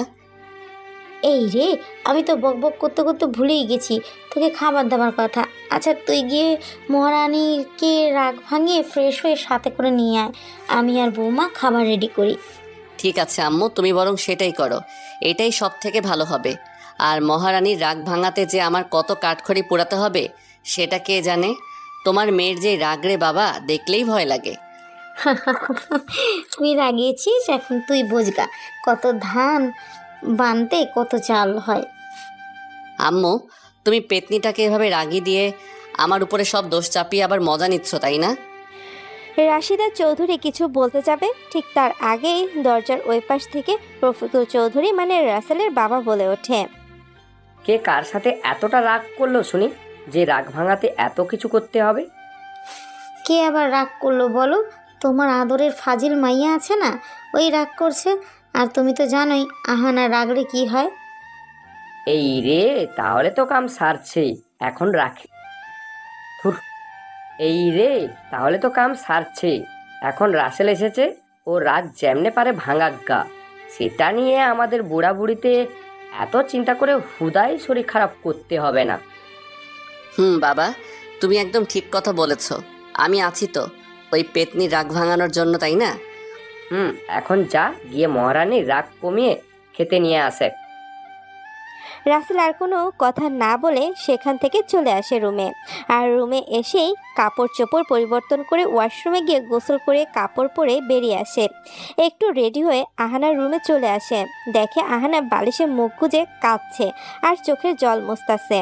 ওই আহানা, ওঠ, আমার না অনেক ক্ষুধা লেগেছে, সেই কখন খেয়েছি। ক্ষুধা লেগেছে তো যা না খেয়ে নে, আমার কাছে কি আমি কি হাড়ি নিয়ে বসে আছি নাকি? না, ঠিক সেটা না। কতদিন হলো তোর সাথে বসে খাবার খাই না, আজকেও কি খেতে পারবো না? আমি কারো বোন না, তুই চলে যা এখান থেকে। আমি যদি তোর ভাই হতাম তাহলে কি আর এভাবে বলতে পারতি? আমি যখন তোর কিছু হই না তাহলে এখানে থাকবো কেন? তার চেয়ে বরং আমি এই বাড়ি থেকে চলে যাচ্ছি। কোথায় যাবি তুই? শুধু এক পা সামনে বাড়িয়ে দেখ, একদম মেরে পা হাতে ধরিয়ে দেব। না রে, আমি তো তোর ভাই না, তাহলে কেন থাকবো? রাসেল উপরের কথাগুলো বলেই পিছনে ফিরে হাঁটার ভান করলে আহানা বলে ওঠে, যেও না ভাইয়া, ও যেও না ভাইয়া, আমাকে একা রেখে তুই চলে গেলে আমাকে কে করবে এমন মিষ্টি আদর? যেও না ভাইয়া। রাসেল আহানার কথাগুলো মনে মনে বলে। যাক বাবা, তাও কাজ হয়েছে, মনে হচ্ছে মহারানীর রাগ কিছুটা হলেও কমেছে। আচ্ছা, যাব না, এখন চল খেতে, আব্বু অপেক্ষা করতেছে আমাদের জন্য। যাবো না আমি, তুই বেশি করে খাগা, যা, আমার ক্ষুধা নেই। ইস, আমি কারোর জন্য কত সুন্দর ড্রেস আর দামি ব্র্যান্ডের মেকআপ নিয়ে এসেছি, এখন তো সে নিবে না, তাই ভাবছি কাউকে দিয়ে আসি। রাসেল যেই না মেকআপের কথা বলেছে তো হলো আহানার রাগ পানে। ওই, আমি কি বলেছি যে আমি তোর এত কষ্টে আরো আনা জিনিস নেব না? আমার ভাইয়া আমার জন্য জিনিস এনেছে, আর সেটা আমি না নিলে কেমন দেখায়, তাই না? তাহলে এখন চল, এভাবে মুখ ফুলিয়ে বসে না থেকে। ভাইয়া চল, আমারও অনেকটাই ক্ষুধা লেগেছে, যেটা তুই ছাড়া কেউ বোঝে না। এইভাবে আরও কিছু কথা বলে রাসেল আহানাকে সাথে নিয়ে নিচে আসতে থাকে। এদিকে সবাই রাসেল ও আহানাকে সিঁড়িতে নামতে দেখে অবাক হয়ে তাকিয়ে থাকে, কেননা এত কম সময়ে আহানার রাগে রাগে কখনো ভাঙানো সম্ভব হয়নি। রাসেল ওর বাবা মায়ের সামনে এসে হাতি তুড়ে বাজিয়ে বলে, এই যে আম্মু আব্বু, তোমাদের আবার কি হলো যে এইভাবে আমাদের দিকে তাকিয়ে আছো শুনি? আমি ভাবছি এটা কিভাবে সম্ভব, যে মেয়ের রাগা ভাঙাতে পাক্কা একটা দিন চলে যেত, তবুও মহারানীর রাগ কমতো না, আর এখন একটু সময়ের মাঝে মহারানীর রাগ জমে পানি। বুঝলে আম্মু, এটাই হলো ভাইয়ের পাওয়ার আর বোনের প্রতি ভালোবাসা। দোয়া করি আল্লাহ যেন তোদের ভাই বোনের মিষ্টি ভালোবাসা সারা জীবন বেঁচে থাকে। তোদের এই ভাই বোনের মিষ্টি ভালোবাসার উপরে কারো দুষ্ট নজর যেন না লাগে। এভাবে অনেক কথা বলে সবাই একসঙ্গে খাবারের জন্য বসে। কিন্তু ঘটনা হলো নিধি ওর শাশুড়ি মানা খেলে খাবে না। তাহলে চলেন নিধির কথা শুনে আসি। নিধি মামুনি, তুমিও বসে খেয়ে নাও তো, সেই কখন না জানি খেয়েছ। না আম্মু, আমি তোমার সাথেই খাবো, তোমাকে ছাড়া আমি তো খাবোই না। আরে মামুনি, আমরা তো খেতে একটু লেট হবে, তুই বড় ওদের সাথে খেয়ে নে। না আম্মু, আমি দরকার পড়লে 5 দিন পরে খাবো, তবু তোমার সাথেই একসাথে বসে খাবার খাবো। আচ্ছা ঠিক আছে, আমি বসতাছি, তুই এখন তো বস নাকি। নিধি আর কোনো কথা না বাড়িয়ে বসে খাবারের পর্বে শরিক হয়। কথা বলা থেকে কিছু সময় বিরতি দিয়ে খাবার পর্ব শেষ করে। সবাই সোফায় বসে নানান ধরনের কথা বলতেই যেন ব্যস্ত হয়ে পড়ে। রাসেল ওখানে কি করছে, কিভাবে দিন কাটিয়েছে, আরও অনেক কিছু। এই সব কিছুর মাঝে রাসেল মনে পড়ে যায় এখনও কারো গিফটগুলো বুঝিয়ে দেওয়া হয়নি। তাই রাসেল ব্যাগটা বের করে ওর মা বাবার জন্য জিনিসগুলো আগে দেয়। তারপরে আহানার জন্য আনা জিনিসগুলো দেয়, যেটা পেয়ে আহানা তো সে খুশি, মনে হচ্ছে খুশির জন্য আহানা আসমান দিয়ে উঠতেছে। এদিকে নিধির মুখটা কালো হয়ে থাকে, এটা ভেবে যে সে সবার জন্য কিছু না কিছু এনেছে, অথচ তার জন্য কিছুই আনেনি। ঠিক তখনই রাসেল ব্যাগ থেকে একটা প্যাকেট বের করে আহানার হাতে ধরিয়ে দেয়। ভাইয়া, তুই আমার জন্য যা এনেছিস সেগুলো তো দিলি আমাকে, তাহলে ভাবির জন্য কিছু না এনে এটাও আবার আমাকে কেন দিচ্ছিস? নিধির জন্য কিছু এনেছে শুনে সবাই অনেকটা খুশি হয়, আর নিধি তো যেন খুশি ধরছেই না। প্যাকেটটা সবার জোড়াজোড়িতে খুলে নিধি পুরো 1 মিনিট তাকিয়ে থাকে, কেননা নিধির শাড়িটা অনেক বেশি পছন্দ হয়েছে। অনেক অনেক ধন্যবাদ আমার জন্য এত সুন্দর একটা উপহার আনার জন্য, এটা আমার খুব পছন্দ হয়েছে। ভাইয়া রে, এত সুন্দর শাড়ি তোর পছন্দ, আমি তো আগে জানতাম না তোর পছন্দ। ক্ষেত মার্কা, তবে আজকে জানলাম তোর পছন্দ বেস্ট। ওই কুত্তি, ওইটা তোর বেস্টর জন্য বুঝলি। এগুলো তাড়াতাড়ি দে, ম্যাডামকে দেখছিস ফর্সা মুখটা অমাবস্যা রাতের মতো হয়ে গেছে। দেখতে হবে তো, সুন্দরী মানুষের জন্য সুন্দর জিনিস বেশি মানায় বুঝলি। ও, তার মানে আমি দেখতে পেতনির মতো, তাই না? তার জন্য মনে হয় তুই আমার জন্য অপছন্দের জিনিস এনেছিস। হা হা হা, পেতনি, তোরগুলো তো আরো বেশি সুন্দর। বিশ্বাস না হলে একটু খুলেই দেখ, তাহলে নিজেই বুঝতে পারবি। ভাইয়া, তুই হাসলি কেননা সব ভাই তার বোনের থেকে বেশি তার গার্লফ্রেন্ডকে বেশি প্রাধান্য দেয়, সেখানে তুই বলছিস ভাবির থেকে আমার জন্য আনা জিনিসগুলো বেশি সুন্দর। আহানা, এসব তুই কি শুরু করেছিস? রাসেল কি তোকে কম ভালোবাসে বল? একটু খুলেই দেখ না কেমন। শুধু নিধির না, উপস্থিত সবারই শাড়িটা অনেক বেশি পছন্দ হয়েছে। এদিকে আহানার কথা শুনে রাসেল অনেকটাই মনে কষ্ট পায়, কেননা যেখানে রাসেল ওকে এত ভালোবাসে সেখানে এই কথা বলল। মায়ের কথা মতো আহানা প্যাকেটটা খুলে দেখে আসলেই অনেক সুন্দর সুন্দর জিনিস ওর জন্য এনেছে। মানের আহানার কাপড়ের কাছে নিধির কাপড় তুচ্ছ। ওয়াও, এত সুন্দর! ভাইয়া, আসলেই তো এগুলো ভাবিটার থেকে বেশি সুন্দর। আমি শুধু শুধু তোকে এতগুলো কথা শোনালাম। তুই আমার কলিজার টুকরা বোন, তোর জন্য কি কখনো এমন কিছু আনতে পারি বল? তোদের এই একটাই দোষ, আর সেটা কি জানিস? ভাইয়েরা তার বউ বা গার্লফ্রেন্ডের জন্য কম দামি জিনিস আর বোনদের জন্য যদি বেশি দামি জিনিস আনে তবুও বলবে এই নিজের বউয়ের জন্য এনেছে। কত দামি! আর আমার জন্য এনেছে মাত্র কয়েক টাকা দিয়ে। যেখানে ভাই সব সময় বোনের জন্য 1000 টাকা দিয়ে কাপড় কিনলে তার বউয়ের জন্য তার থেকে কম দাম দিয়ে কেনার চেষ্টা করে, কিন্তু এটা করে কী লাভ? দিন শেষে তো সে অপবাদটাই পেতে হয়। সরি ভাইয়া, আসলে আমি এমন করে ভাবিনি, আমাকে ক্ষমা করে দে। কি না কি বলে ফেলেছি। না রে, তোর তো কোনো দোষ নেই, দোষ হলো আমার। আমি যদি নিধির জন্য না আনতাম তাহলে এই কথাটা শুনতে হতো না। ভাইয়া, এভাবে বলিস না, দয়া করে, মনে অনেক কষ্ট হয়। আমি এমনটা বলতে চাইনি। না রে, এটা তুই ঠিকই বলেছিস, কেননা গুরুজনেরা তো আর এমনি এমনি বলেনি যে সত্য কখনো চাপা পড়ে থাকে না, যদিও তার উপরে 1000 টন ওজনের অদৃশ্য পাথর দ্বারা ভাড়া দিয়ে রাখা হয়। ভাইয়া, এভাবে প্লিজ বলিস না, আমার আসলে খুব বড় ভুল হয়ে গেছে, আমি একটু বুঝতে পারিনি। রাসেল মনের কোণে কষ্টগুলো লুকিয়ে রেখে উপরের কথাগুলো বলেই ওর রুমে চলে যায়। পিছে পিছে নিধিও চলে আসে। আহানা, তোর কি ওকে কথাটা বলা ঠিক হয়েছে? তোর আপন ভাই না হওয়া সত্ত্বেও তোকে নিজের বোনের থেকেও বেশি ভালোবাসে, আর তুই এইভাবে ওর মনটা ভেঙে দিলি। আম্মু, বুঝতে পারিনি এমন করে কিছু বলে ফেলবো। তুমি ভাইয়াকে বলো না আমার সাথে রাগ না করতে। ও রাগ করে থাকলে আমার চেয়ে একটুও ভালো লাগে না। তুই রাগিয়েছিস, এখন তুই গিয়ে রাগ ভাঙা, বুঝলি? তোদের ভাই বোনের রাগ অভিমানের মাঝে আমাকে টানিস না। রাশিদা চৌধুরী ও উপরের কথাগুলো বলে রুমে চলে যায়। এদিকে আহানা সোফায় বসে মাথায় হাত দিয়ে ভাবে কি করবে। এদিকে রাসেল রুমে এসে ঠাস করে বিছানায় শুয়ে পড়ে, চোখের কোণে স্পষ্ট পানি চিকচিক করতেছে। এই, তুমি এইভাবে শুয়ে পড়লে যে? তুমি বাচ্চা একটা মেয়ের সাথে এইভাবে রাগ করবে বলো? ও তো বুঝতে পারেনি এমনটা হবে। নিধি, যাও তো প্লিজ, আমার একটু ভালো লাগছে না, একটু একা থাকতে দাও।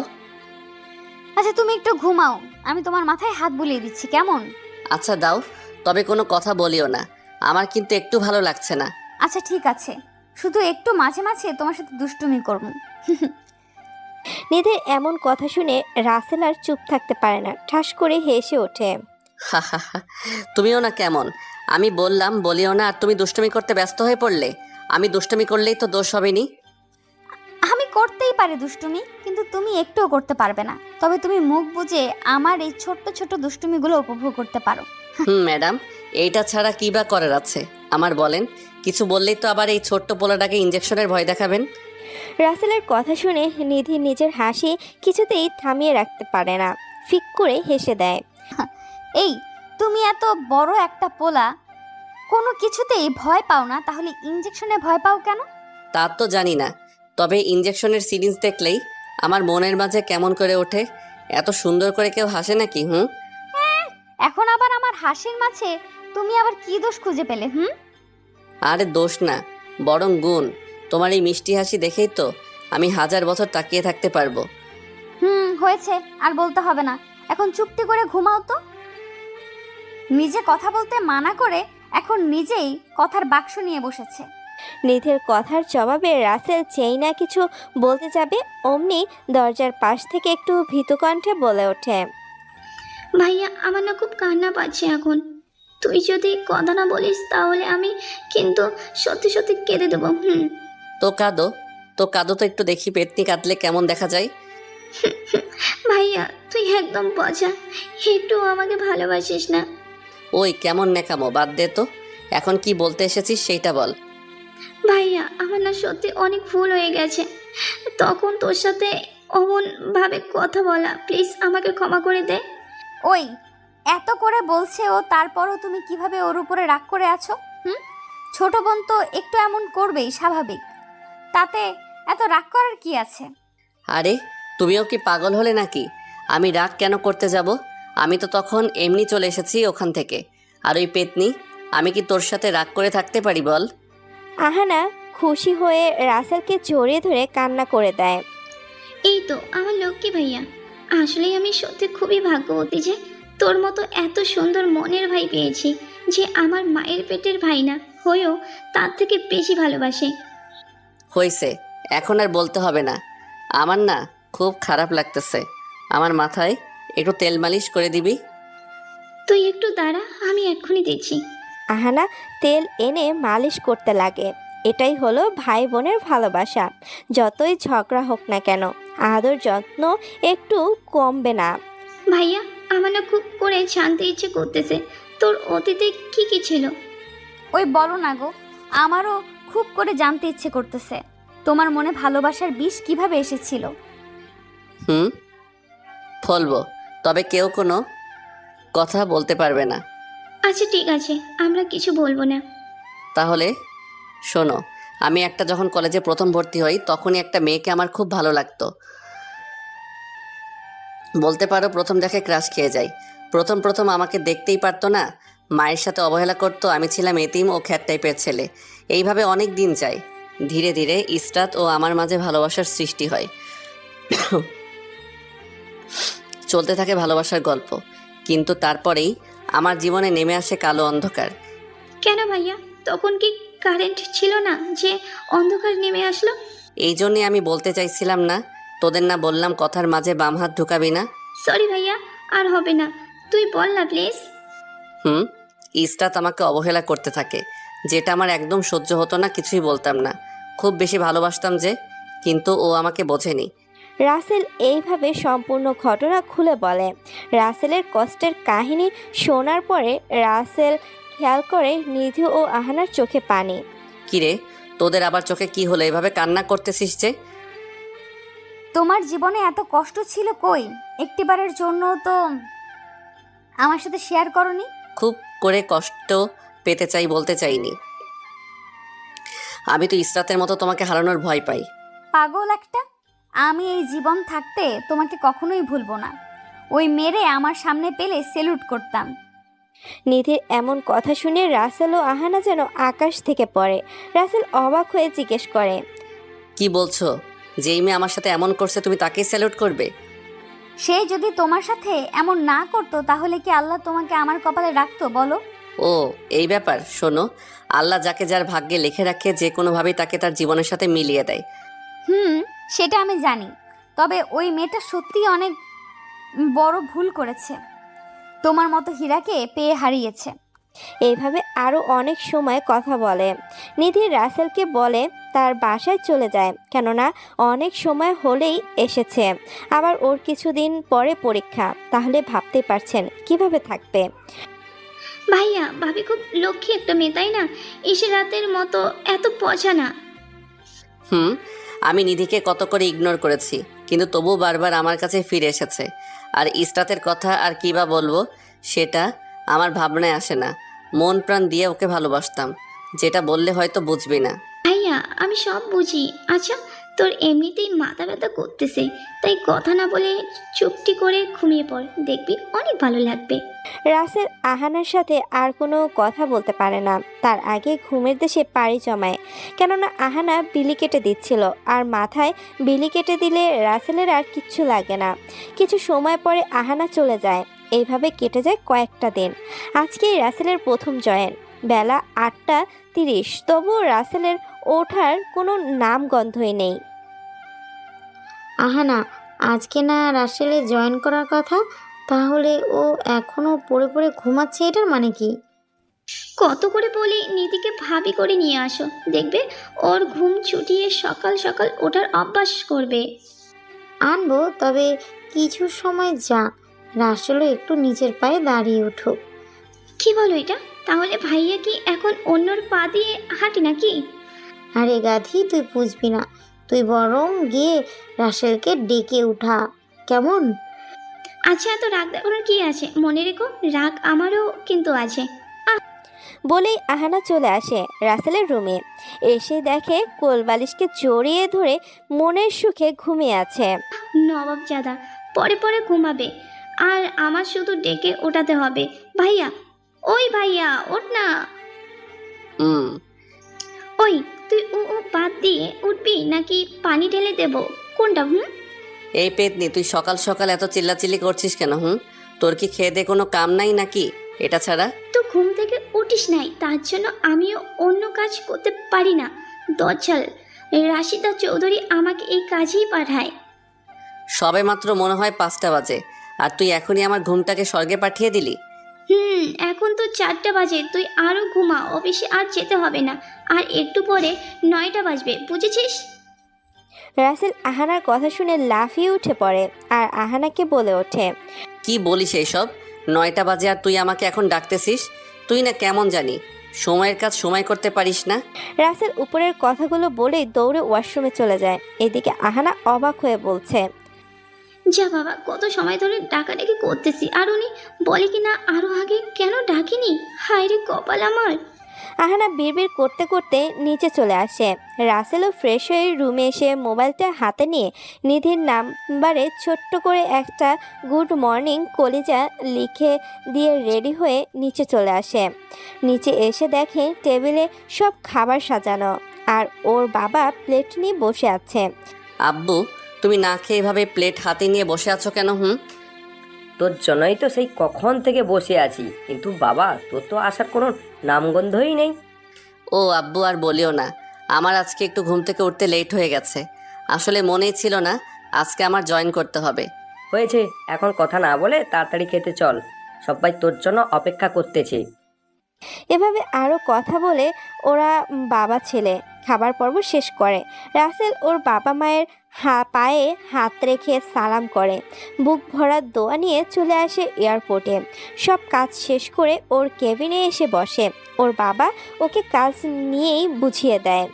বুঝতেই পারেন জেলে বলে কথা। আসসালামু আলাইকুম স্যার, কেমন আছেন? রাসেল নিচের দিকে তাকিয়ে মনোযোগ নিয়ে খাতায় কি যেন একটা করতে ব্যস্ত ছিল। আকাশের কথা শুনে উপরে তাকিয়ে, ওয়ালাইকুম আসসালাম। আমি অনেক ভালো আছি। তা মিস্টার আকাশ সাহেব, আপনি কেমন আছেন? স্যার, আমি অনেক ভালো আছি। আপনার পরিবারের সবাই কেমন আছে? সবাই ভালো আছে। আপনার পরিবারের সবাই কেমন আছে? এভাবে একে অন্যের সাথে অনেক কথাবার্তা বলে কাটিয়ে দেয় অফিসের পুরো সময়। অফিস শেষ করে বাসায় ফেরার পথে একটা জায়গা দেখতে পায় নিধি দাঁড়িয়ে আছে। রাসেল ধীরে ধীরে নিধির সামনে গাড়ি থামায়, গাড়ি থেকে নেমে পড়ে। নিধি রাসেলকে দেখে অনেকটাই অবাক হয়। আরে তুমি এখানে কিভাবে আসলে? আর রাগিও না, আমি এখানে এসেছি বলে। তা ম্যাডাম, তুমি একা একা এখানে কি করতেছো শুনি? আমি এই হসপিটালে একটা কাজে এসেছিলাম, মানে আমাকে ডাকা হয়েছিল। এখন কাজটা শেষ হয়ে গেছে, গাড়ি নিয়ে আসিনি, আর এখন একটা গাড়িও পাচ্ছি না। ও আচ্ছা, তো আমাকে তো একটাবার ফোন করে সেটা বলতেও পারতে। সেটা তোমাকে বলা হয়নি, একদম ভুল হয়ে গেছে, সরি বাবু, প্লিজ রাগ করে থেকো না। রাসেল যে না কিছু বলতে যাবে, ঠিক তখনই একটা ছেলে নাম নিলয় এসে বলে ওঠে, ওই জানো, এভাবে কত দাঁড়িয়ে থাকবে? চলো আমরা বরং অন্য জায়গায় ঘুরে আসি। সারাদিন তো এখানে সেখানে ঘুরে বেড়ালাম। এদিকে শব্দ রাসেলের মাথার উপর দিয়ে যাচ্ছে। কি হচ্ছে এসব? নিধি যেই না কিছু বলতে যাবে তার আগেই রাসেল বলে ওঠে, বাহ নিধি বাহ, এই ছিল তাহলে তোমার ইম্পর্টেন্ট কাজ হাসপাতালে? এটা ছিল তোমার মনে? প্লিজ একটা বার আমার কথাটা শোনো। ব্যাস, আর একটা কথা বলবে না। আসলে তোমাকে বিশ্বাস করাটাই আমার ভুল হয়ে গেছে। আরে তোমার যদি মন নিয়ে এতই ছিনিমিনি খেলার শখ থাকতো আমার তো তোমার যদি মন নিয়ে এতই ছিনিমিনি খেলার শখ তো খেলতে, কিন্তু আমাকে কেন বেছে নিলে? নিধির মুখে কোনো কথা নেই, ঠায় দাঁড়িয়ে আছে। ভয়ে নিধি ও নিলয় দুজনেই কাঁপছে। রাসেলের চোখ দিয়ে যেন আগুনের ফুলকি ঝরছে। পরিশেষে একটা কথাই বলবো, আমার সাথে যে নাটকটা করলে সেটা আর কারোর সাথে করিও না। কেননা আমার মতো হয়তো সবাই এতটা কষ্ট বুকে নিয়ে বেঁচে থাকতে পারবে না। তবে হ্যাঁ, আমি সেই মানুষগুলোর মতো না যারা ভালোবাসার শত্রু হয়ে সামনে দাঁড়ায়। ভালো থেকো, আল্লাহ হাফেজ। রাসেলের চোখের কোণে জমে থাকা পানি মুছতে মুছতে গাড়ি নিয়ে চলে আসে। আজকে খুব করে কাঁদতে ইচ্ছে করতেছে রাসেলের। হে আল্লাহ, তুমি বলতে পারো শুধু, বারবার আমার সাথেই এমনটা কেন হয়? পৃথিবীতে কি আমি বাদে তুমি কোনো মানুষকে চোখে দেখো না, নাকি আমার সাথে তোমার এমনটা করতে বেশি ভালো লাগে? এইসব বলতেছে আর নিজের চোখের পানিতে বালিশ ভিজিয়ে ফেলেছে। এদিকে রাসেলকে কান্না করা অবস্থায় রাশিদা চৌধুরী দেখে তো পাগল প্রায়। ছেলে কি হয়েছে ভাবতে অস্থির। বাবা, তোর কি হয়েছে? এভাবে কান্না করছিস কেন? আমাকে একটু বল কি হয়েছে। না মা, কিছুই হয়নি। আজকে আগের দিনের কথাগুলো খুব করে মনে পড়ছে, তাই একটু চোখে জল। রাশিদা চৌধুরী ছেলের এমন মিথ্যে কথা কিছুতেই বিশ্বাস করতে পারল না। আর কি করেই বা পারবে বলেন? একে তো আইনের বিচারপতির চোখ, দুয়ে মায়ের চোখ, যেখানে মিথ্যা ধরা পড়বে। রাসেল, আমাকে মিথ্যা বলে হাসানোর চেষ্টা করিস না, কেননা তুই যার সামনে মিথ্যা বলতেছিস তার কিন্তু সত্য মিথ্যা বোঝার বিশেষ ক্ষমতা আছে। রাসেল এবার আর চুপ করে থাকতে পারল না। মায়ের গলা জড়িয়ে ধরে হাউ মাউ করে কান্নায় ভেঙে পড়ে। মা, বলতে পারো এমনটাই আমার সাথে কেন হয়? দুনিয়ায় কি আর কোনো মানুষ নেই? দেখ বাবা, যেই মানুষটাকে আল্লাহ বেশি ভালোবাসে বা পছন্দ করে, শুধু তার সাথেই এমনটা বেশি করে, কারণ তাকে পরীক্ষা করে ধৈর্য ধারণ করার ক্ষমতা পরীক্ষা করেন। মা, আচ্ছা আমার মাথায় একটু বিলি কেটে দাও, খুব করে ঘুমোতে ইচ্ছা করতেছে। রাশিদা চৌধুরী আর কথা না বাড়িয়ে নিজের কোলে মাথা নিয়ে হাত বুলাতে থাকে। রাসেল আস্তে আস্তে ঘুমিয়ে যায়। নেই কোনো দুঃখ, নেই কোনো কষ্ট। ইস, সারা জীবন যদি এভাবেই ঘুমিয়ে থাকা যেত, তাহলে কষ্ট নামক বস্তু স্পর্শ করতে পারতো না। এদিকে নিধিও কাঁদতে কাঁদতে সেখান থেকে চলে আসে। কেন কাঁদলো সেটাই গোপন থাকলো। আমাকে মনে করিয়ে দেন, আমি পরে সুন্দর করে বলে দিব, কেমন?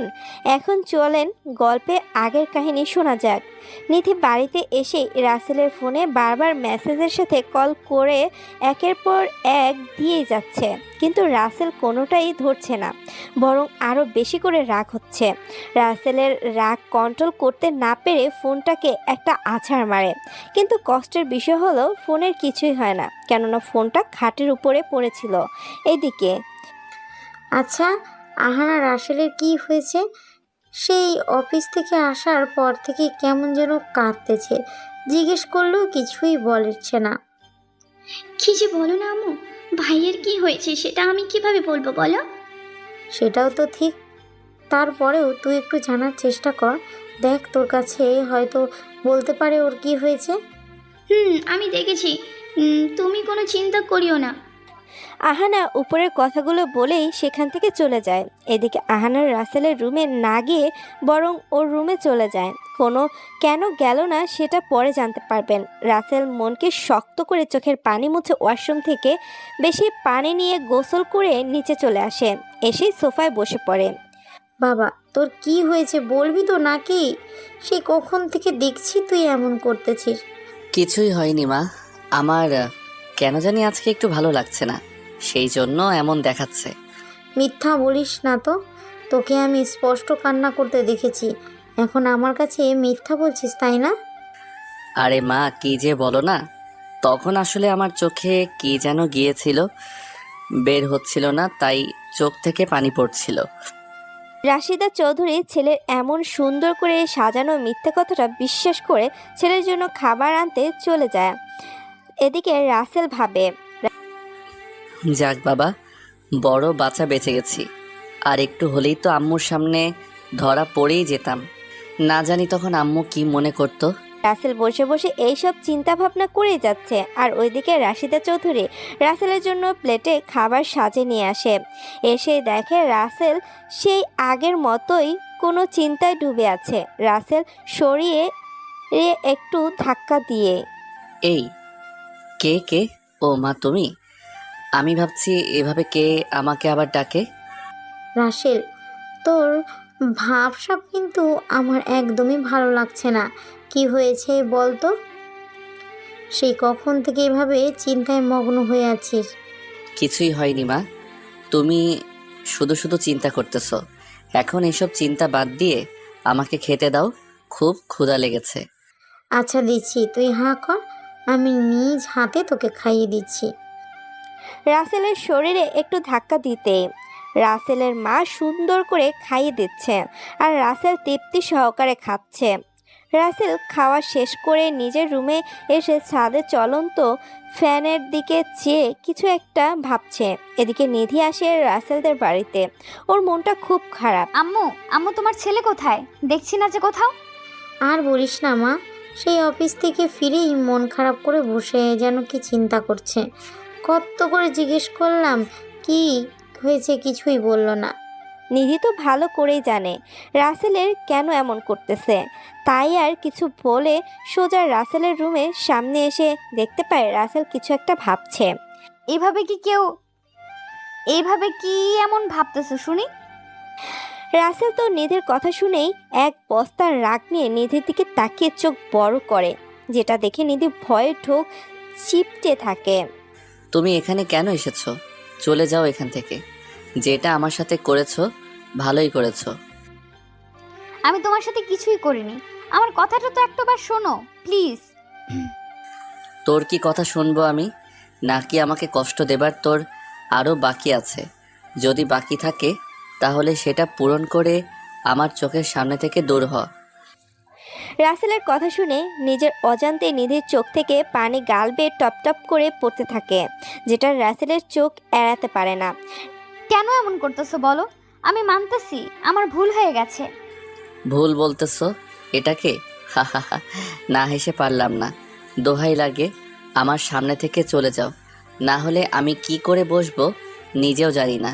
নিধি রাসেলের হাত ধরে সরি বলতে যাবে, অমনি ঠাস ঠাস করে দুইটা থাপ্পড় লাগিয়ে দেয়। নিধি অবাক হয়ে গালে হাত দিয়ে রাসেলের দিকে তাকিয়ে থাকে। দেখো, আমি আর মিথ্যে মায়ায় নিজেকে জড়িয়ে কষ্ট পেতে চাই না। তুই তো সুখের জন্য অন্য মানুষকে বেছে নিয়েছিস, তাহলে সেখানে চলে যা না, আমাকে একটু একা থাকতে দে। নিধির কান্না করতে করতে কিছু বলতে যাবে, অমনি সেখানে ওর মা আর আহানা চলে আসে। ভাইয়া, তুই ভাবিকে এভাবে মারতে পারিস না। আমি তো মারতে চাইনি, ও মারতে বাধ্য করেছে। তুই জানিস ও কি করেছে? আমি সবটা জানি, কারণ ওটাতে ভাবির কোনো দোষ ছিল না, সব দোষ আমার ছিল। কি বলতেছিস এইসব? তোর কি মাথা ঠিক আছে নাকি পুরোটাই গেছে? না রে ভাইয়া, আমার মাথা ঠিকই আছে। আসলে তুই ভাবিকে ভুল বুঝছিস। আসল কাহিনী হলো, আমি ভাবি কি বলেছিলাম তোর সামনে অভিনয় করতে, এটা দেখতে যে তুই আসলেই ভাবিকে কতটা ভালোবাসিস। আর ওই ছেলেটা আমার বয়ফ্রেন্ড ছিল। ভাবি এটা করতে চায়নি, কিন্তু আমার জোরাজুরিতে করেছে। রাসেল তো আহানার কথা শুনে মনে আকাশ থেকে পড়ল। কি বলছে এসব? আহানার কথা শুনে রাশিদা চৌধুরী ঠাস করে একটা থাপ্পড় লাগিয়ে দেয় আহানার গালে। আহানা, তোকে কি এই জন্য বড় করেছি বল? তুই কি বুঝিস না রাসেল নিধিকে কতটা ভালোবাসে? ও ওকে হারানোর ভয় সব সময় করে। আহানা ও রাশিদা চৌধুরী উপরের কথা বলেই সেখান থেকে চলে যায়। এদিকে রাসেল কতটা ভুল করেছে সেটা বুঝতে পারে, তাই নিধির সামনে বসে কান ধরে বলে। ওই জানো, সরি। নিধি কোনো কথা বলে না, অন্যদিকে মুখ ঘুরিয়ে থাকে। প্লিজ সরি, আমাকে ক্ষমা করে দাও, আমি বুঝতে পারিনি এমনটা। রাসেল নিধির গালে একটা কিস দিয়ে নিধিকে বুকে জড়িয়ে নেয়। প্লিজ এমনটা আর করো না, তোমাকে হারিয়ে ফেললে হয়তো আমি আর এই পৃথিবীর আলোয় দেখতে পারবো না। নিধি রাসেলের দিকে রাগী লুকে তাকিয়ে থাকে। রাসেল নিধির এমন রূপ আগে কখনো দেখেনি, তাই নিধিকে জিজ্ঞেস করে। কি হলো মেরে রানী, এভাবে তাকিয়ে আছো কেন? পারবে কি করে? এতটা রাগ মনে জমা থাকলে? ইস, আমার গলাটা ব্যথায় জমে গেছে। তুই কি বললি? আমাকে ছাড়া চলে যাবার কথা মুখে আনলেই একেবারে খুন করে ফেলবো, পরে আমি নিজেকে শেষ করে। নিধি ওর পুরো কথাটা শেষ করার আগে রাসেল ওর ঠোঁটজোড়া নিজের দখলে নিয়ে নেয়। নিধি তো অবাক হয়ে রাসেলের চোখের দিকে তাকিয়ে আছে, যেন রাসেলের চোখ পুরো পৃথিবীটা আলোয় চকচক করতেছে। এই কথাটা আর মুখে আনবে না, এই আমি বলে দিলাম। তোমাকে ছাড়া আমি যে অসহায়, সেটা কি তুমি বোঝো না? বুঝি তো, আমি যে তোমার পৃথিবী সেটা আমার থেকে কে ভালো বুঝবে বলো? আচ্ছা, এখন তুমি ঘুমাও, কেঁদে কেঁদে তো চোখ মুখ ফুলিয়ে ফেলেছো। সব দোষ তোমার। তখন যদি আমাকে বলে দিতে তাহলে এমনটা হতোই না। তুমি খুব পচা। আমি তো কত করে বলার চেষ্টা করেছি, কিন্তু একটু বলার সুযোগ পর্যন্ত দাওনি তুমি। সরি সোনা, আমি বুঝতেই পারিনি আমার কলিজা ও আমাকে এতটা বেশি ভালোবাসে। অনেক বেশি ভালোবাসি তোমাকে, যেটা হয়তো বলে বোঝাতে পারবো না। এইভাবে কথা বলতে বলতে রাসেল যে কখন ঘুমিয়ে গেছে সেটা বলতেই পারবে না। নিধি রাসেলের কপালে আলতো করে একটা ভালোবাসার পরশ দিয়ে সেখান থেকে খুশি মনে বাসায় চলে আসে। এইভাবে দেখতে কেটে যায় অনেকগুলো দিন। এখন নিধি ডাক্তার হয়েছে। রাসেলের জ্বর আসে, বিছানা থেকেই উঠতে পারছে না। নিধি রাসেলের কাছে থেকে সারাটা দিন। ডাক্তার ম্যাডাম, আজকে হাসপাতালে যাবে না নাকি? তোমাকে রেখে যেতে ইচ্ছে করতেছে না। তোমাকে এইভাবে রেখে আমি কিভাবে যাই বলো? আরে ধুর, আমার তো কিছুই হয়নি, একটু জ্বর এসেছে, তাই তুমি এমন করতেছো। তুমি যাও, আমার কিছুই হবে না। না, আমি তোমাকে রেখে কোথাও যাব না। আমি শখের বশে জব করি, বুঝলে? আর তোমার থেকে আমার শখটা বেশি বড় না। রাসেলের নিধির কথা শুনে মুগ্ধ হয়ে যায়। রাসেল নিধির কাঁধে ভর দিয়ে ওয়াশরুম থেকে ফ্রেশ হয়ে আসে। একটু পরে জোর করে নিধি রাসেলকে খাবার খাইয়ে ওষুধ খাইয়ে দেয়। রাসেল একটু শুয়ে থাকে। বিকালে নিধি হাসপাতাল থেকে যাওয়ার সময় রাসেলের কাছে আসে। কি ব্যাপার মহারাজ, কেমন লাগছে এখন? আর জ্বর কি একটু কমেছে নাকি সেই তেমনই আছে? ডাক্তার ম্যাডামের সেবা পেয়েছি, তাহলে বলো এই জ্বরের সাহস কিভাবে থাকে আমার শরীরে থাকার? ইনজেকশন দেখেই তো ভয়ে দূরে পালিয়ে যাবে। কি যে বলো না এসব। আচ্ছা তুমি থাকো, আমি গেলাম। হাসপাতালে যেতে চাইলাম না, তুমি জোর করে পাঠালে। আরে আমি এখানে একা রোগী, আর ওখানে অনেক রোগী, তাদেরও তো ডাক্তারের সেবা পাওয়া প্রয়োজন, তাই না? সেটাই তো। আচ্ছা থাকো, ভালো লাগছে না। সারা দিন কত ঝামেলা যে গেল। ওই তোমার উপরে এত ঝামেলা আবার কিভাবে হলো শুনি? সিনিয়র ডাক্তার বলে কথা। আর বলিও না, একটা মেয়ে তার বাবাকে হসপিটালে নিয়ে এসেছে, অন্য হাসপাতাল থেকে ফিরিয়ে দিয়েছে। ও, এখন কি উনি ঠিক আছে? আর আমি জানি আল্লাহর রহমতে তুমি তার চিকিৎসা করলেই সে ভালো হয়ে উঠবে। সে এখন একটু ভালো আছে, আর মেয়েটা অনেক ভালো। সে কি কান্না আমাকে জড়িয়ে ধরে। মেয়েটার মা তো ঠেকিয়ে রাখতেই পারছিল না। আচ্ছা থাকো, তোমার যেহেতু জ্বর কমেছে তো বিকেলে আমাকে হসপিটালে নিয়ে যাও, ওই রোগীটাকে দেখতে যেতে হবে। যথা আজ্ঞা মহারানী, আপনার আদেশ এই বান্দা অক্ষরে অক্ষরে পালন করবে। আচ্ছা দেখমুনে কত পালন করো। আমি গেলাম, তুমি উঠে ফ্রেশ হয়ে নাও। উপরের কথাটা বলেই নিধির সেখান থেকে চলে যায়। আর রাসেল উঠে ফ্রেশ হয়ে আগে থেকে নিধির জন্য রেডি হয়ে বসে থাকে। বিকেলে নিধি ও রাসেল হাসপাতালের জন্য বেরিয়ে পড়বে এমন সময়। আমাকে একা রেখে তোমরা ঘুরতে যাবা না? এটা তো হবে না। বুত্তি, তোরে তো খোঁজার জন্য গেছিলাম, কিন্তু গিয়ে দেখি তুই পড়ে পড়ে ঘুমাচ্ছিস।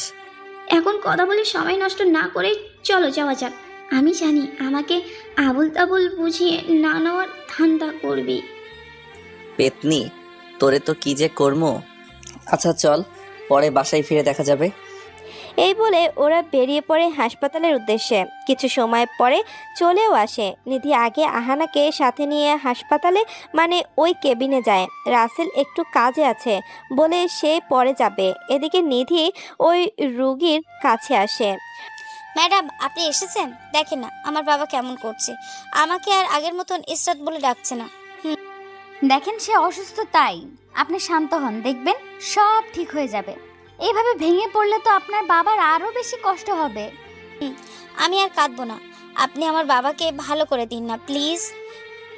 দেখুন মিস ইসরাত, আমি আমার সর্বোচ্চ দিয়ে চেষ্টা করেই যাচ্ছি, বাকিটুকু আল্লাহর হাতে। ভাবি, তোমার হয়ে থাকলে চলো। ভাইয়ের মনে হয় কাজ শেষ হয়ে গেছে, হয়তো আমাদের জন্য বাইরে দাঁড়িয়ে আছে। তোমার ভাইয়া তো এখানে আসলেও পারতো, তাই না বলো?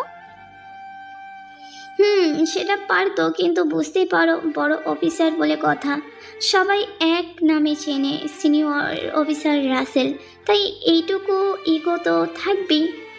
রাসেল নামটা শুনে ইশরাতের কলিজায় নাড়া দিয়ে ওঠে। কিছু সময়ের জন্য হারিয়ে যায় যে সে তার বাবাকে নিয়ে হাসপাতালে আছে। ম্যাডাম, আপনি কি নাম বললেন? কেন, আমি তো রাসেল নাম বলেছি।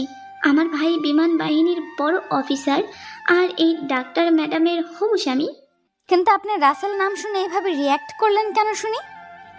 নিধির প্রশ্নের জবাবে ইশরাত যেটা বলে সেটা শুনে তো নিধি ও আহানা অবাক হয়ে যায়, কেননা ইশরাত বলেছে, আসলে আমি একজনকে আমার জীবনের থেকেও বেশি ভালোবেসেছিলাম, তার নামও রাসেল ছিল, কিন্তু সে আমার জীবন থেকে হারিয়ে গেছে দূর অজানায়। এখন ওনার মুখ থেকে যখন রাসেল নামটা শুনলাম তখন ওর কথা খুব মনে পড়ে গেল। ও আচ্ছা, বুঝলাম। কিন্তু তাকে আপনি এত ভালোবাসা সত্ত্বেও হারিয়ে গেল কেন, সেটাই তো বুঝলাম না। ইশরাত যেই না কিছু বলতে যাবে তার আগেই নিধির ফোনে রাসেল কল দিয়ে যেতে বলে, ফলে আর ইশরাতের কথাগুলো না শোনায় রয়ে যায়। ভাবি, ভাইয়া তো বারবার ফোন করেই যাচ্ছে, চলো না। এখন এনার কথা শোনা বাদ দিয়ে পরে না হয় ভাইয়া রাগে ফায়ার হয়ে যায়, তার চেয়ে বরং এনার কাহিনী তুমি পরে শুনে নিও। ঠিক বলেছস। এমনিতেই তোর ভাইয়ের যেই রাগ, সেইটাই তো আর বলার অপেক্ষায় রাখে না। কথাগুলো বলে ওরা চলে যায় আর ইশরাত ওদের চলে যাওয়ার দিকে এক ধ্যানে তাকিয়ে থাকে। এদিকে অন্য দিক থেকে রাফি ও রাইসা ইশরাতের কাছে এসে হাত তুড়ি দিয়ে বলে, কিরে, কোনটা হারিয়ে আছে শুনি? সেই কখন থেকে শুধু শুধু ডেকেই যাচ্ছি, কিন্তু তোর তো সেই দিকে কোনো খেয়ালই নেই। আসলে আমি ডাক্তার ম্যাডামে চলে যাওয়ার দিকে তাকিয়েছিলাম। জানিস, ডাক্তার ম্যাডামটা না অনেক ভালো। এমন মেয়ে যেই ছেলের বউ হবে তার কপালটা আসলেই অনেক ভালো। তুই দেখি আজকাল মানুষ নিয়ে পিএইচডি করতেছিস দেখছি। যাকে নিয়ে পিএইচডি করার কথা ছিল তখন তো করিসনি, এখন আর এইসব মানুষকে নিয়ে চিন্তা করে কি লাভ? ঠিক কথা বলেছ। না জানি আমার বন্ধুটা কোথায় আছে। আজ কতদিন হলো তার সাথে কোনোভাবেই আমার দেখা বা যোগাযোগ হয়নি। মনটা সারাক্ষণ তার জন্য ছটফট করতে থাকে। মনে করিও না, দেখবা রাসেল ভাইয়া একদিন আমাদের মাঝে ঠিকই ফিরে আসবে চমক নিয়ে। সেটাই যেন হয়। তা আঙ্কেলের কি অবস্থা? এখন আমি শুনেছি এই ডাক্তার ম্যাডাম নাকি অনেক ভালো। এখন বাবা একটু সুস্থ। শুধু কি ভালো নাকি বলো, বলতে পারো নিধি ম্যাডামের ডাক্তার রূপে একজন ফেরেস্তা। সেটাই। আমি অনেকের কাছ থেকেই শুনেছি এর ব্যাপারে। সবাই খুবই ভালো কথাই বলেছে। এভাবে আরও অনেক কথা বলে। রাফি ও রাইসা ঈশাতে বাবা ও মায়ের সাথে কথা বলে চলে যায়। এদিকে রাসেল ওদের নিয়ে একটা পার্কে ঘুরতে আসে। জানো দেখো ওই জায়গাটা কত সুন্দর। ইস, মন ছুঁয়ে গেল এত সুন্দর জায়গা দেখে। ভাবি তুমি ঠিক কথা বলেছ। আসলে এই জায়গাটা একদম দেখার মতো জায়গা, সেটা বলার অপেক্ষা রাখে না। ভাইয়া যদি আমাদের না নিয়ে আসতো তাহলে হয়তো এই জায়গাটা দেখতেই পারতাম না। হয়েছে হয়েছে, এত প্রশংসা করতে হবে না। যত সব ঘুরতে আসার বাহানা। আমি মনে হয় কিছুই বুঝি না মনে করেছিস? ভাইয়া তুই কেমন? আমরা সত্যি কথা বলতেছি, তুই তাও এমন করিস, এটা কি ঠিক বল? এইভাবে কথা বলতে বলতে ভাই বোনের মাঝে ধরতে গেলে এক পর্যায়ে ঝগড়া বেজেই যায়। তখন নিধি দুজনের মাঝখানে গিয়ে, তোমরা দুইজনে কি এই পাবলিক প্লেসে ওইভাবে সাপ বেজির মতো লড়াই করবে বলো? একটু শান্তিতে থাকতে পারো না? আর আহানা তুইও না কেমন জানি। ভাইয়া ও পছাই, আর ভাবি তুমিও পছাই, একদম ভালো না, শুধু বকা দাও। তুমি দেখলেই ভাইয়া আমার সাথে পা পাড়া দিয়ে ঝগড়া শুরু করেছে। হয়েছে, এইবার তো ন্যাকা কান্না করা বন্ধ কর, না হলে কিন্তু দুটোরই একদম ইঞ্জেকশন দিয়ে দিব। ইঞ্জেকশনে তোমার এই ভীতবর ভয় পায়, আমি কোনো ভয় পাই না, বুঝলে? ওরা এইভাবে কথা বলেই যাচ্ছে। এমন সময় কিছু বখাটে এসে ওদের বিভিন্ন ধরনের খারাপ খারাপ কথা বলে বিরক্ত করতে শুরু করে, যেটার কারণে আহানা ও নিধি তো ভয়ে চুপসে যায়। আর এদিকে রাসেলের তো হাত পা চাবাতে শুরু করে, আর মনের মাঝে 100 কেজি রাগের সৃষ্টি হতে থাকে। নিধি, তোমরা একটু পিছনে গিয়ে সিনেমা দেখার জন্য প্রস্তুত হও কেমন? আমি বরং এদের সাথে একটু ব্যায়াম করে নিই, এমনিতেই হাত পা কেমন কেমন করতেছে। রাসেল উপরের কথাগুলো বলেই নিধি ও আহানাকে পেছনে গিয়ে দাঁড়ায়, আর এই বখাটেরা রাসেলকে মারার জন্য আক্রমণ করে। ব্যাস হয়ে গেল রাসেলের সেই লেভেলের রাগ। শুরু হয়ে গেল নায়িকা ও বোনের সম্মান বাঁচানোর ফাইট।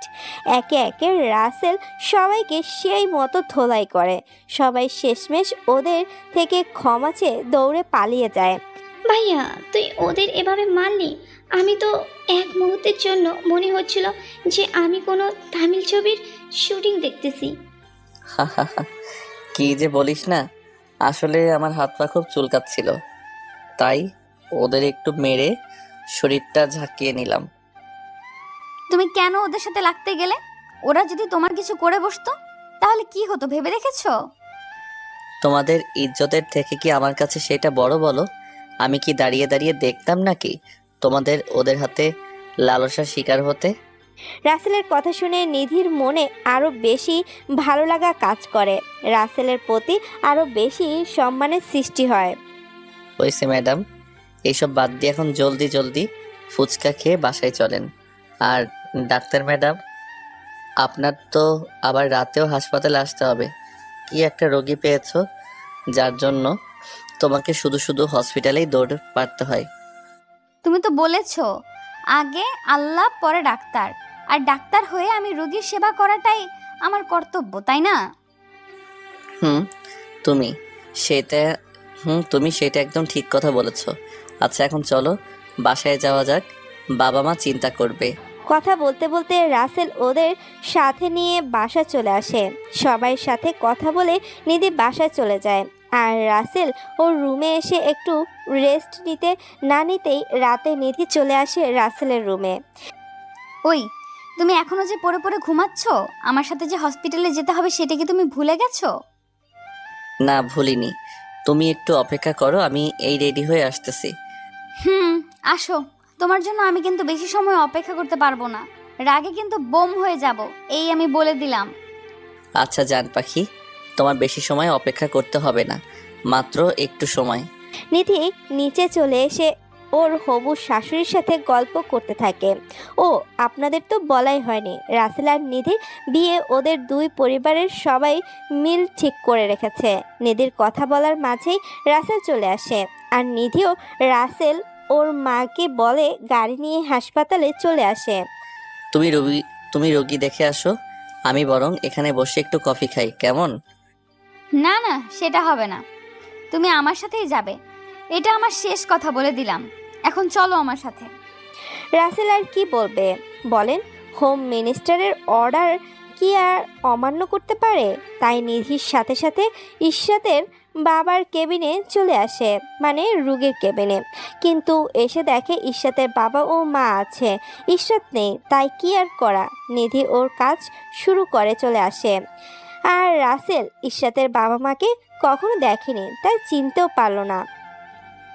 ওই জানো, আঙ্কেলের মেয়ে ইসরাত, মেয়েটা না খুব ভালো, কিন্তু এখন কোথাও হয়তো গেছে, তাই দেখা হলো না। রাসেল তো ইশরাত নামটা শুনেই নিধির দিকে অবাক হয়ে তাকিয়ে আছে। রাসেলের খুব করে মনে হচ্ছে ইশরাতের কথা, হাজার হলেও প্রথম প্রেম বলে কথা। আর গুরুজনরা ঠিকই বলেছে, প্রথম প্রেম কখনো ভোলা যায় না। আর প্রথম প্রেম বেশিরভাগই কষ্ট ছাড়া কিছুই দেয় না। এইভাবে কেটে যায় 2 মাস। একদিন রাসেল সোফায় বসে ওর পরনে থাকা শার্টটা খুলে সবার সাথে গল্প করতেছে। তখনই রাশিদা চৌধুরী উপর থেকে রাসেলের কাছে এসে বলে, বাবা রাসেল, এই চিহ্ন তোর শরীরে আসলো কিভাবে? ও, এটা আমার ছোটবেলা থেকে সাথে আছে, তবে এটা কিসের চিহ্ন আমি জানি না। রাসেলের কথা শুনে রাশিদা চৌধুরী রাসেলকে জড়িয়ে ধরে কান্না করে দেয় আর বলতে থাকে, বাবা রাসেল, তুই যে আমার হারিয়ে যাওয়া সন্তান। না, তুমি কি বলো? ভাইয়া তাহলে আমার হারিয়ে যাওয়া সেই ভাই? মাও আমার সেই হারিয়ে যাওয়া সন্তান। আর তোর ভাই, ওকে কত জায়গায় খুঁজেছি তার হিসাব নেই। রাসেল তো কথাগুলো বলেই অবাক। এটা সে কি শুনছে, কিছুই তো বুঝতে পারছে না। বাবা জানিস, তোর শরীরের ওইটা কোনো মামুলি চিহ্ন না। মানে কি? আমি তো কিছুই বুঝতে পারতেছি না। বাবা, আমি ঠিকই বলেছি। তুই যখন ছোট্ট তখন আমাদের অনেক শত্রু ছিল, তাই তোর বাবা আমাদের সব সম্পত্তির কাগজপত্র একটা লকারে রাখে, যেটা একটা নির্দিষ্ট চিহ্ন দ্বারা লক করা হয়েছে। আর সেই চিহ্ন তোর শরীরে এঁকে দেওয়া হয়েছিল। রাসেল কিছু বলতে যাবে তার আগেই দরজার কাছ থেকে রফিকুল চৌধুরী বলে ওঠে, তোর মা ঠিকই বলেছে বাবা, এটা সেই চিহ্ন যেটা না থাকার কারণে আজও সেই কাগজপত্র আমি বের করতে পারিনি। কি বলো এইসব? সব তো আমার মাথার উপর দিয়ে যাচ্ছে। আমি বাবা মার কাছ থেকেও এতদিন বুঝতে পারিনি। বাবা, সব কিছুই ওই উপরওয়ালার খেলা, কখন কি করে কেউ জানে না। এইভাবে অনেক কথা হয় ওদের মাঝে, সবার মনেই আনন্দের ছোঁয়া বয়ে যাচ্ছে। রাসেল তো অনেক খুশি, কেউ আর ওকে এতিম বলবে না। কি ব্যাপার, আমার বাবুটার আজকে দেখি বেশি মন ভালো। বাবা মাকে ফিরে পেয়েছো তার জন্য? আমি আজকে বেশি খুশি, যেটা তোমাকে বলে বোঝাতে পারবো না। আমিও অনেক খুশি, তবে একটা কথা বলার আছে তোমাকে, যদি তুমি অনুমতি দাও তাহলে বলবো। বলো। তোমার কথা শুনবো না এটা কি করে হয় বলো? ওই যে ইসরাত আছে না, আমার সাথে তো অনেক ভালো সম্পর্ক হয়ে গেছে, তো আগামীকালকে ওর আংটি বদল হবে। আমাকে তোমাকে সাথে নিয়ে যেতে বলেছে খুব করে। কি বলো? কালকে তো আমার কলিগ আকাশেরও আংটি বদল। এখন দুইজনের অনুষ্ঠানে কিভাবে যেতে পারি? তাহলে তোমার কলিগের অনুষ্ঠানেই যেও, আমি ইসরাতকে না হয় কিছু একটা বলে ম্যানেজ করে নিব। আরে মন খারাপ করিও না তো, আমি তোমার সাথেই যাব। এবার খুশি তো নাকি? নিধি রাসেলকে জড়িয়ে ধরে বলে, আমি অনেক খুশি, তুমি আমার কথা রেখেছো। এইভাবে ওরা অনেক কথা বলে, শপিং থেকে কিছু জিনিস কিনে আনে। পরদিন বিকালে আহানা, নিধি ও রাসেল বেরিয়ে পড়ে ইশরাতের বাসার উদ্দেশ্যে। এখানে বলে রাখা ভালো, ইশরাত এখন চট্টগ্রামেই থাকে। ওরা ইশরাতের বাসায় চলে আসে। রাসেলের সামনের দিকে যেতে নিলেই ঠাস করে একটা ধাক্কা খায়। কি মনে করেছেন রাসেল পড়ে গেছে? আরে না, রাসেল তো একটা ছেলের সাথে ধাক্কা খেয়েছে, তাই পড়েই। আর সেই ছেলেটা আর কেউ না, সে হলো রাফি। রাসেল রাফিকে দেখেই তো অবাক, চোখের কোণে দুজনেরই পানি চলে আসে। দোস্ত, তুই এখানে কিভাবে? তোকে এত বছর পরে এইভাবে দেখতে পারবো ভাবতেই পারিনি। আমি মনে হয় আগে থেকেই ভেবে রেখেছি তোর সাথে এইভাবে দেখা হবে, তাই না? আমি কি জানতাম নাকি তোকে এখানে পাবো? তাহলে তো আরো আগে চলে আসতাম। তুই মামা আগের মতোই আছিস, একটুও পরিবর্তন হস নাই। তা কেমন আছিস? ভালো আছি। তুই আর রাইসা ভাবি কেমন আছে রে? আমি অনেক ভালো আছি, আর রাইসাও অনেক ভালো আছে, আর রাইসাও এখানে আছে। কি বলিস, একসাথে দুইজন একই বাড়িতে? ব্যাপার কি মামা? মামা, আমরা তো বিয়ে করে ফেলেছি, আর তুই এই বাড়িতে এসেছিস কার বিয়ের অনুষ্ঠানে সেটা জানিস না? হুম, জানি তো। আমার হবু বউয়ের পরিচিত ইসরাতের বিয়েতে, কিন্তু তাকে এখনো আমি দেখিনি। কি বলিস, দেখিসনি? আর তুই যদি জানিস সে কে, তাহলে নিজেকে তুই সামলাতে পারবি? কেন পারবো না? আর কি এমন ব্যাপার, একটু খুলে বলতো। রাফি কিছু বলতে যাবে তার আগেই ওখানে নিধি ও আহানা চলে আসে। তুমি এখানে? আর আমি সারা বাড়িতে খুঁজে বেড়াচ্ছি, তোমাকে আমার বান্ধবী দেখার জন্য পাগল হয়ে আছে। ও, বুঝতে পারছি। আর নিধি, এ হলো রাফি, আমার সেই ফ্রেন্ড যার কথা তোমাকে বলেছিলাম।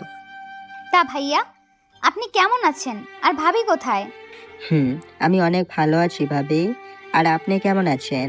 আপনি মনে হয় আপনার ভাবিকে দেখেছেন আপনার ভাবিকে দেখেছেন ইসরাতের সাথে। ও, তাহলে রাইসা ভাবি আপনাদের দুইজনকে অনেক মানিয়েছে। ওই চলো তো ভেতরে যাই। চলো যাই। আমাকে আবার চলে যেতে হবে একটা কাজে। রাসেল, তুই যাস না ভিতরে, কারণ নিজেকে ধরে রাখতে পারবি না। ভাইয়া, আমি কিন্তু কিছুতেই বুঝতে পারলাম না, একটু বুঝিয়ে বলেন তো। বুঝিয়ে বলো তো, আমি ভিতরে গেলে কি এমন ক্ষতি হবে শুনি। কারণ ইসরাত আর কেউ না, তুই যাকে নিজের থেকেও বেশি ভালোবাসতি, ইসরাত সেই মেয়ে। রাফির কথা শুনে রাসেল তো অবাকের চরম পর্যায়ে পৌঁছে গেছে, আর নিধি ও আহানা তো অবাক হয়ে তাকিয়ে আছে। কি বলিস? এই বেঈমান মেয়ের বিয়েতেই আল্লাহ আমাকে নিয়ে আসলো। আমি আগে জানলে কখনোই আসতাম না। আমি জানি তুমি কখনোই আসতে না, তাই তো তোমাকে না জানিয়েই আমি তোমাকে এনেছি। কেননা ইসরাত খুব করে বলেছিল যেন শেষবারের মতো তোমাকে দেখতে পায়। নিধি, তুমিও আমার সাথে এমন করলে? আমি তো সব সময় ভাবতাম তুমি আমার থেকে কিছুই লুকাবে না। ওনার কোনো দোষ নেই, কেননা আমি তাকে খুব করে বলেছিলাম আমি আসলেই অভাগী, যে তোমার মতো কাউকে পেয়েও হারিয়ে ফেলেছি। আপুকে কিছু বলো না। আপনার মতো মানুষের সাথে কথা বলতে আমার ঘৃণা করে। আপনি একটা বেঈমান।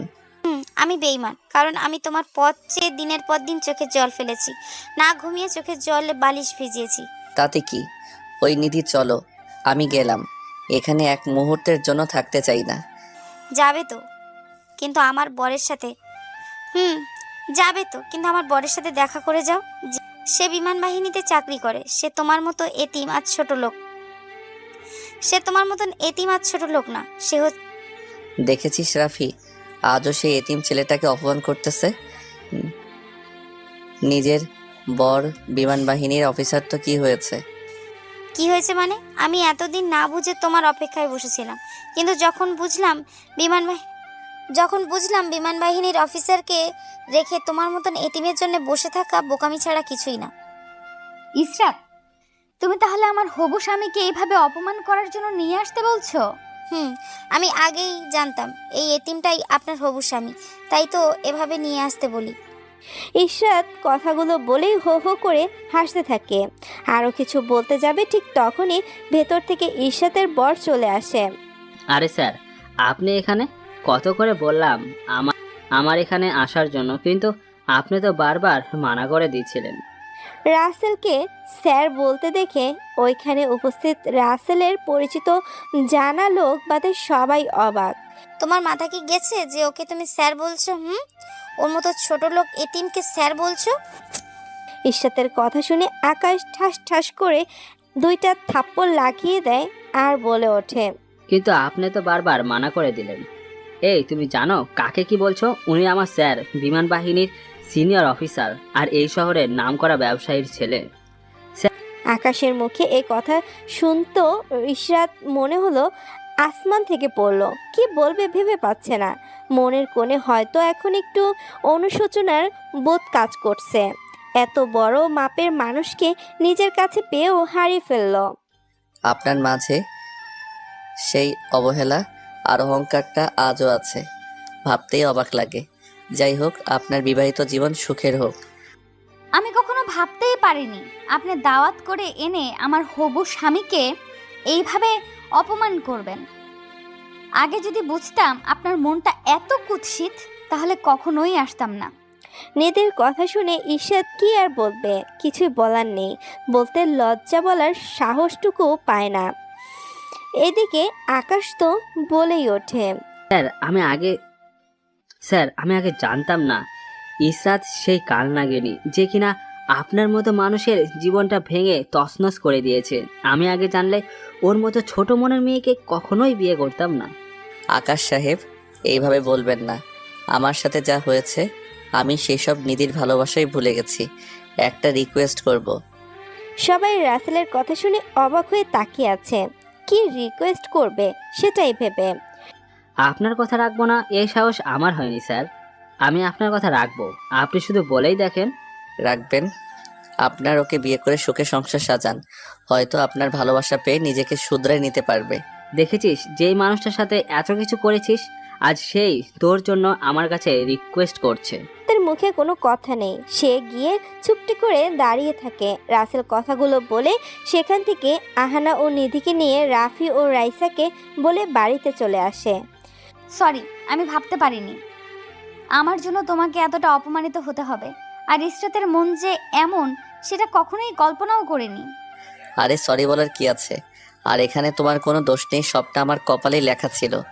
আর ধন্যবাদ তোমাকে। রাসেল এই অবস্থায় ধন্যবাদ কথাটা শুনে নিধি অনেকটাই অবাক হয়ে যায়। ধন্যবাদ কেন দিচ্ছ শুনি? এইভাবে কথা বলতে বলতে ওরা বাসায় চলে আসে। কিছুদিন পর রাসেল ও নিধির বিয়ে হয়ে যায়। চলতে থাকে শ্বশুর শাশুড়ির মিষ্টি। বৌমা, তোমাকে কাজ করতে হবে না, তুমি বরং রাসেলের পাশে বসো, কাজের লোক তো খাবার দিচ্ছেই। না মা, আমার ওদের সাথে একটু কাজ করতে ভালোই লাগে, এতে তো ওদের একটু কষ্ট কম হচ্ছে। এমনিতেই তো খুব একটা কাজ করার সময় পায় না। আমার বৌমার কাছ থেকে কিছু শেখো, বুঝলে রাসেলের মা? ও, তার মানে তুমি বলতে চাইছো আমি কোনো কাজ করি না? কি আর কাজ করো, এই একটা কাজই তো পারো, শুধু নির্দোষ মানুষকে শাস্তি দিয়ে অপরাধীকে খালাস করতেই। চলতে থাকে শ্বশুর শাশুড়ির মিষ্টি ঝগড়া আর সিনেমা দেখার মতো উপভোগ করতে থাকে তিনজন, মানে রাসেল, নিধি ও আহানা। কিছু সময় পরে ঝগড়া শেষ হলে রাসেল ও নিধি রুমে চলে আসে। ওই আব্বু আম্মু তো সেই ঝগড়া করতে পারে। তুমি আমাকে ওইখানে না নিয়ে গেলে আমার জানের জিগার বন্ধুর সাথে দেখা হতো না। আর ইসরাতের কথায় আমি কিছুই মনে করিনি, কেননা এইগুলো আগে অনেক শুনেছি, তাই সহ্য হয়ে গেছে। হা হা হা, কেন পারবে না বলো? আব্বুর তো অফিসে কোনো কাজ নেই, আর আম্মুর অনেক কাজ করতে হয় আদালতে। এইদিকে আব্বু অফিসে ভাবে কিভাবে আম্মুর সাথে ঝগড়া করবে, বাড়ি এসে সেটাই করে। ও, তাহলে তো শ্বশুর আব্বার কাছ থেকে আমাকে নিখুঁতভাবে ট্রেনিং নিতে হবে। কেন? তোমার সাথে এইভাবে দুষ্টু মিষ্টি ঝগড়া করতে।